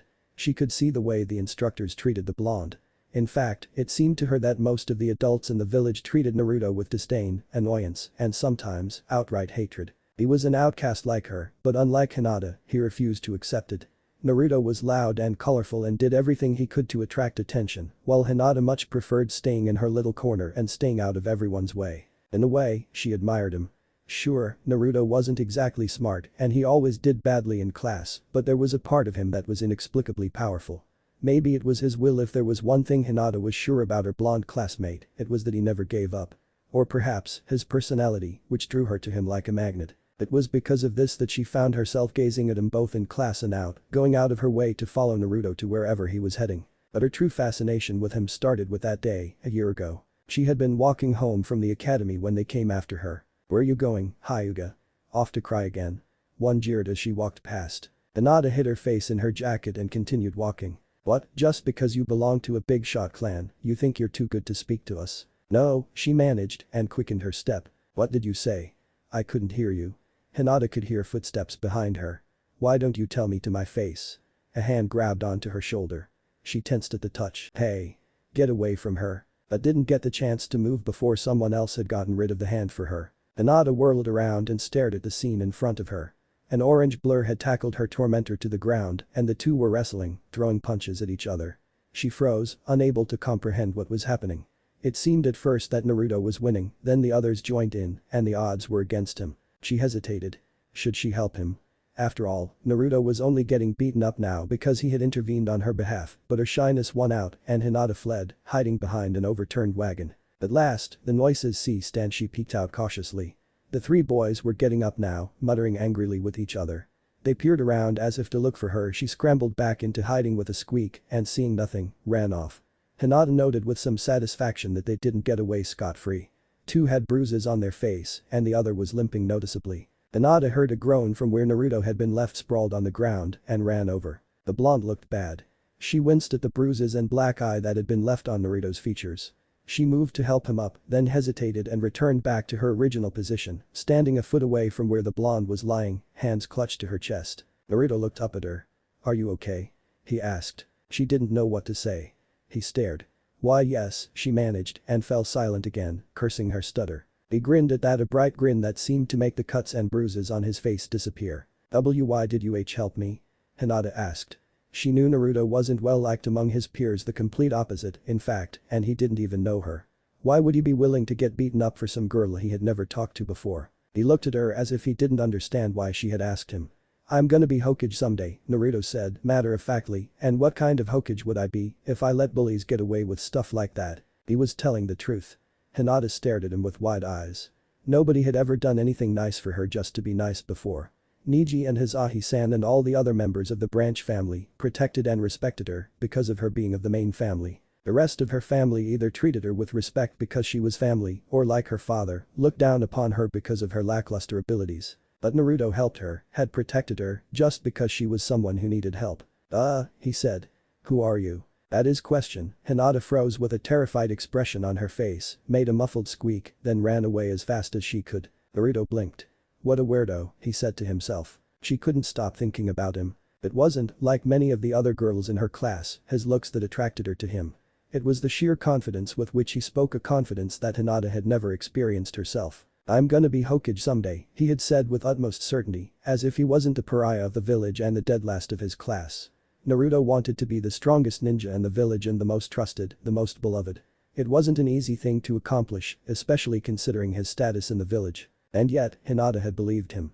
For some reason, she just knew that one day, Naruto Uzumaki would become the Hokage of Konoha, be it the Godame, or the Rokudame, or even the Shichidame. That was what made her think. Naruto, though hated by the majority of the village, didn't give up on his dream of Hokage and still kept his head up every day, unwilling to bend to the relentless abuse of his classmates and their parents. He didn't even have parents. Hinata saw him walking alone every day, as everyone else was greeted by loving mothers and fathers. For all she knew, he didn't have a single friend. But that didn't bring him down, not a bit. So what excuse did Hinata have for giving up? Her father saw her as a loser, a failure who didn't deserve the position of clan head. Her classmates insulted and degraded her.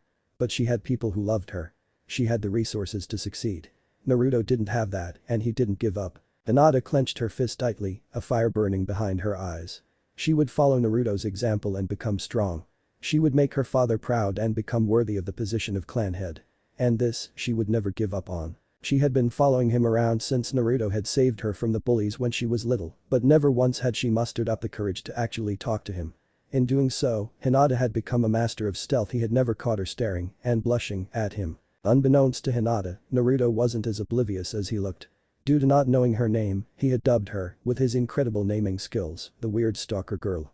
But maybe it's just as well she didn't know. It was from this questionable hobby from her that she had discovered Naruto's love for Raymond, his birthday, and, to her great surprise, his older brother. It hadn't been hard for Hinata to find out about the latter. Naruto had, after all, shouted it out in class, quite literally. "We will be holding parent conferences in the next few weeks," announced Mizuki-sensei, "so please sign up for a time and a date on this paper here. Make sure your parents can make it to the time chosen before you sign. Any questions?" Hands were raised around the class. "Yes, Ichiro-kun." The watery-eyed young boy stuttered as he talked. What will you be talking to our parents about?" "No need to look so worried. We will only be talking about behavior issues, not academics. That will be saved for another date." Ichiro gulped. Hinata knew that he had failed the previous few tests in class and felt a slight sympathy for him. And so it went, with each of the students being called upon until there was only one left. "Naruto-kun," Mizuki-sensei said with a strange tone in his voice, "of course, due to your situation, the parent conferences won't apply to you." "Wait. You said that adult guardians can come if we don't have parents that will, right?" "Yes, I did say that." Mizuki-sensei raised an eyebrow. "Why, Naruto-kun, do you have a guardian who is willing to come?" "Yeah, I guess. But what do you mean by adult?" "You should know this," the instructor reprimanded. "Village laws were the subject of the last test." Naruto flushed red. Hinata knew that he had done poorly on that particular test. "But I will repeat again. For civilians to qualify as an adult, they must be age 18 or older. For shinobi, they must be rank genin or higher to be considered an adult." Naruto brightened and a huge grin appeared on his face. "That means Nai-san qualifies then." The classroom was silent. "Nai-san?" Mizuki-sensei repeated, a funny look on his face. "Ah, Naruto-kun, I wasn't aware that you had a brother." I do now, the blonde replied cryptically. And how did you get this brother of yours? Oji-san, duh. But Obito Nai is the best Nai-san one could ask for. He buys me ramen and he teaches me how to throw kunai and he turned Wolf-sen's hair. That's enough, Naruto-kun. So your brother this Obito he will be attending your conference. The blonde nodded excitedly. Hinata felt bad for him. She knew him well enough to know that he was so eager because of the sheer novelty of the fact. But she knew that Mizuki-sensei didn't like Naruto and she was worried about what kind of things he would tell Naruto's new brother. Ah. Well, I'll be sure to speak to him about you, said Mizuki-sensei, an odd glint in his eye. Hinata first saw Naruto's brother when he came to pick Naruto up from school. A crowd of parents had gathered around them and she had a sinking suspicion why. But they managed to break free and she snuck a glance at this Obito as the two ran off. He wasn't what she expected. Hinata knew that he couldn't be that old because he was Naruto's brother, but even so, Obito was young. There was no way he could be out of his teens, in fact he looked like he had just reached them. He looked like some of the older academy students who were ready to graduate and were 13, but he also wore a hit I-8 around his forehead. Which was strange, considering that most shinobi became genin around that age and Hinata had never seen Obito before in her life. That meant that he hadn't graduated from the academy in the last few years.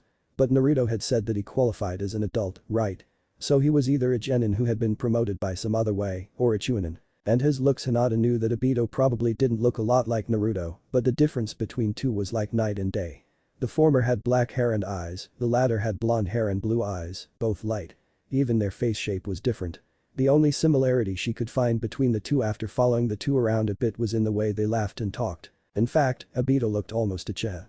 Hinata's father had often talked to the head of the Uchiha clan before the massacre and she had been left to play with the children of that clan. Obito looked like some of them. But it couldn't be. The Uchiha were all dead, all gone at the hands of Sasuke's older brother. It made Hinata sick to realize that the kids she had played with all those years ago, the stern-faced clan head and his kind wife, they had all been butchered in the span of a single night. But it had happened and there was no way that Obito could be one of them. One thing had led to another and that was how that fateful meeting from years ago had led to Hinata hiding in the bushes and watching Naruto train with a blush on her face. That is, until a hand grabbed her shoulder and yanked her out. Hinata eeked, then paled as she looked up into the face of a boy who looked a few years older than herself. A boy who happened, as Hinata realized with growing horror, to be Naruto Uzumaki's self-proclaimed older brother. And just when she thought things couldn't possibly get any worse, she heard a shout. A loud, exuberant shout and she knew that voice. Hinata's eyes grew wide as she saw her blonde classmate running toward them, followed by a pink-haired girl who sat a few rows in front of her in class. Obito Nai, what are you doing over here? Naruto pointed a finger at her, a look of shock on his face. You're that weird girl who stares at me all the time. Great. Not only had she been exposed to her crush in one of the worst ways possible, in front of two other people too. There was no way to get out of this situation without giving away some very embarrassing information. Confronted with the circumstances, Hinata did the only thing she could do. She fainted. Obito gave Naruto a look. Great going, bro. Hope you don't mind having a training partner tomorrow, Obito said, then shoved his spoon into his mouth. He chewed thoughtfully. Then, as if finally noticing Naruto's confused stare, he finished his phrase, "'Cause you're getting one." Naruto dropped his spoon, then stared at his brother, mouth open. It's not Sasuke, is it? The boy whispered, voice full of dread. What? No. He wrinkled his brows in confusion. Because seriously, what? What did his estranged cousin have to do with this? Why do you think it's Sasuke? I don't know, said the blonde, now frowning. It was a strange expression to see on his normally cheerful face. You're the one who's obsessed with him. His eyes widened in shock. Obsessed? Hey, Obito yelped, I am not obsessed with him, what the hell are you? Naruto scowled even more. He blinked. Oh. He had a feeling he knew exactly what was going on. You're not jealous, are you? The boy paled suddenly. Why would I be jealous of a jerk like Sasuke? He defended, albeit a bit unconvincingly. Looks like he hit the mark. Obito grinned. Seriously? Who would have thunk it? I can see right through you, kid. He had his suspicions, but he supposed it was better to get it from the source. But why are you jealous of him, Naruto? Sure, there was the obvious. Sasuke was beloved, hailed as a genius by his peers, loved by the girls and admired by the guys, everything Naruto was not, and wasn't that a familiar scenario. But that had never bothered Naruto before, at least, not to this extent. So what was different about this time? Why do you care about him so much? Naruto asked finally, staring at Obito with large blue eyes. The rest was unspoken, but obvious to both parties nonetheless. What does he have that I don't? Obito blinked, then sighed. Oh, Naruto, alright, I'll explain. And I promise, it has nothing to do with you. Look, have you noticed that Sasuke and I look alike? The boy rolled his eyes. Duh. It's pretty obvious. You have black hair like him and you kinda do look a lot like him, but Sasuke's family's all dead, right? Yes and no. Obito bit his lip. Should he tell him the cover story or the truth? On one hand, there was the security of the village to be considered, not to mention the inevitable questions that would arise, but on the other, this was his brother, blood or not. He settled for a mix of both. Sasuke's my cousin. I wasn't in the village when all the other Uchiha died, so I'm still alive. Naruto's expression changed from shock at the initial revelation to something a bit harder to read. If he's your family, then why aren't you with him? He spat. Well, he kinda hates me, for reasons I can't tell you right now. Obito realized abruptly that was not the right thing to say. Naruto's expression darkened even more. You're only sticking around because nobody better wants you there with them, Naruto said, voice dead. I knew it was too good to be true. Why would anyone want to be my family if they had a choice? His voice broke off suddenly into a dry sob. Stop it. Obito exclaimed, then engulfed his brother into a hug. You're getting the wrong idea. It's nothing like that, alright. I'm freaking lucky to have you as my brother, and there's no way I would leave you now, Sasuke or not. Sasuke's family, but your family too. And I don't abandon family. I'm not obsessed with Sasuke, I just want to make sure he's doing alright. He's an orphan too. A Kakashi had been assigned to that department, making Obito somewhat unneeded. Not to mention that Sasuke was giving him some very unpleasant flashbacks to a certain arrogant silver-haired prodigy. But he's your cousin, the boy argued. And you're my brother. Obito replied, voice matter of fact. It's not the same. Naruto said mulishly. Your mom and dad aren't my mom and dad, we're not even related, not like you and Sasuke. Like that makes a difference. Blood is thicker than water, sure, but it isn't everything. Just because we aren't blood related doesn't mean you're my real brother, doesn't mean that I value Sasuke more than I value you. Obito scowled. Anyways, my parents died before I actually got to know them. I was close enough to your parents that I saw them as mom and dad anyways, so, he paled. He was pretty sure he wasn't supposed to say that. But then again, Obito always had a problem with saying more than he should have. Naruto stared at him. Then slowly, he whispered, you knew my mom and dad. Obito swore profusely mentally, of course, he couldn't risk corrupting his baby brother. The Saindaime had been pretty adamant in this rule, specifically don't tell Naruto about his parents. But looking down into Naruto's hopeful bright blue eyes, he couldn't help but think, just a little won't hurt, right? The kid already had to grow up all these years without knowing the slightest bit of information about his family. It wasn't the end of the world if he knew just a bit more, right? He had a feeling that certain other people wouldn't see it that way. But this was his brother, his responsibility. I did, Obito said finally, and hoped that Naruto wouldn't do the math and ask him some incredibly awkward questions. Time travel did screw up a lot of things. They were good people. The best. At least, to Obito, they were. He had never had much of a father figure in his life, and for that matter, any parent figure at all, and Minato-sensei and Kushina-kun were all he had. Not to imply that they were inferior in any way, hell, they were probably some of the most precious people Obito had, if not the most precious. What was my dad like? Was he a shinobi? Was he strong? Was my mom pretty? Was she nice? Obito would have swore that the kid was bipolar. In the span of a second, Naruto's overall mood had flipped from depression to exhilaration. Even when he was younger, his mood swings weren't this huge. Tell me everything. He hesitated for a moment, making sure whatever he said wouldn't give away details. There was probably a reason that the Saindaime didn't want Naruto to know about his father being the Yondaime and his mother being the previous Kyuubi Jinchuriki. Your dad was a shinobi. Yeah, he was strong. He refrained from saying just how strong. Obito had a feeling that Naruto wouldn't exactly keep quiet over his father, being one of the most powerful shinobi in known history. He was kind and understanding and he would have been so proud of you. And your mom, she was one of the most beautiful people I knew. The position of most beautiful was, of course, claimed by a certain brunette with purple tattoos on her cheeks and a love for flowers. Naruto seemed entranced. Obito continued, she was a really powerful shinobi. I think she could have matched your dad in that aspect, Obito continued. She loved ramen. I still don't know how she could eat 50 bowls of ramen at one sitting. Oh shit, was the kid tearing up? He was. I love ramen too. Naruto wibbled. Obito patted his head awkwardly. Yeah, you're a lot like your mom. Personality-wise, at least. And as you might have guessed, you two have the same tastes in food. But I think you take more after your dad in looks. Obito had a feeling that once the kid grew up a bit, he would uncomfortably like a younger version of his sensei. But who were they? Naruto demanded, a glint in his eyes. Why haven't they come to get me yet? Obito paused. He knew for a fact that the kid had been told that his parents were dead. But again, he must have been told a lot false things about his parents, too nasty things, he guessed. Maybe Naruto hoped that his parents being dead was also a lie. I'm sorry, Naruto. Your parents are gone. They died in the Kyuubi attack. They died protecting the village. Just a lot more directly than was implied. You can't get more direct than sealed the Kyuubi into you at the cost of their lives. They died the day I was born, said Naruto with horrified realization. He bit his lip. Why? Why couldn't they have survived? We could have been so happy together. His eyes were shining with unshed tears. Obito pulled him into a hug. I don't know, little bro. Actually, he did know because a certain masked man who may or may not be Madara Uchiha had a vendetta against the village and pulled Minato-sensei and Kushina-kun into it as well. If only the man not let the fox out well, life would be much different for one Naruto Uzumaki. He felt a sudden rush of pure hatred for the masked man.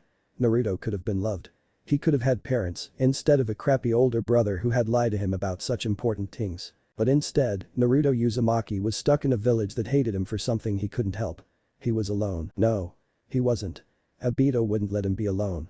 Minato-sensei and Kushina-kun might be gone, but Obito was determined to take care of Naruto in their stead. He held no pretense that he would do as good of a job that they would have done if they had surprised, but he would do his best. But if he ever got his hands on the bastard behind all of his, Obito scowled. So what if Madara Uchiha was a legendary shinobi with power beyond his wildest imagination? Obito had always been determined. Once he was started on something, he didn't give it up. Not ever. And now, he wanted to make sure that the masked man never hurt anyone ever again. Madara Uchiha better watch his back. Hey, Obito Nai, said Naruto, fidgeting in his new training gear. Obito wasn't going to let his little brother fight in a bright orange jumpsuit if he could help it, no way. I just realized you still haven't told me who my training partner is. It's not Sasuke. Who else can it be? Oh, right. Obito had spent the rest of the day trying to cheer Naruto up, which meant a trip to Ichiraku's, a few hours in the park, and a brief journey into a candy store, from which the boy had emerged almost completely covered in sugar. Needless to say, they hadn't gotten much done. Her name's Sakura, he said. I don't know if you know her, but she looked around your age, with pink hair. Naruto's jaw dropped. My training partner Sakura-chan. You know her? Obito quirked an eyebrow. Was that a blush? That was a blush. Yes. No. His face was crimson. How do you know Sakura-chan? Obito grinned slyly. Oh, this was too priceless. Met her in the forest one day. What, she your classmate? Yeah, a classmate for sure.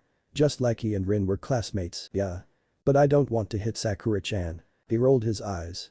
Please. Like I'm going to make you two spar on the first day of training. You two should at least learn some taijutsu before you can get there. Besides, she can take it. If she can hit you, then you can hit her.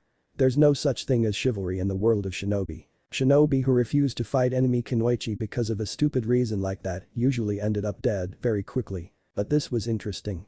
Sakura herself didn't seem to have that much in common with Rin, to tell the truth sure, they were kind and caring, but those were pretty broad traits.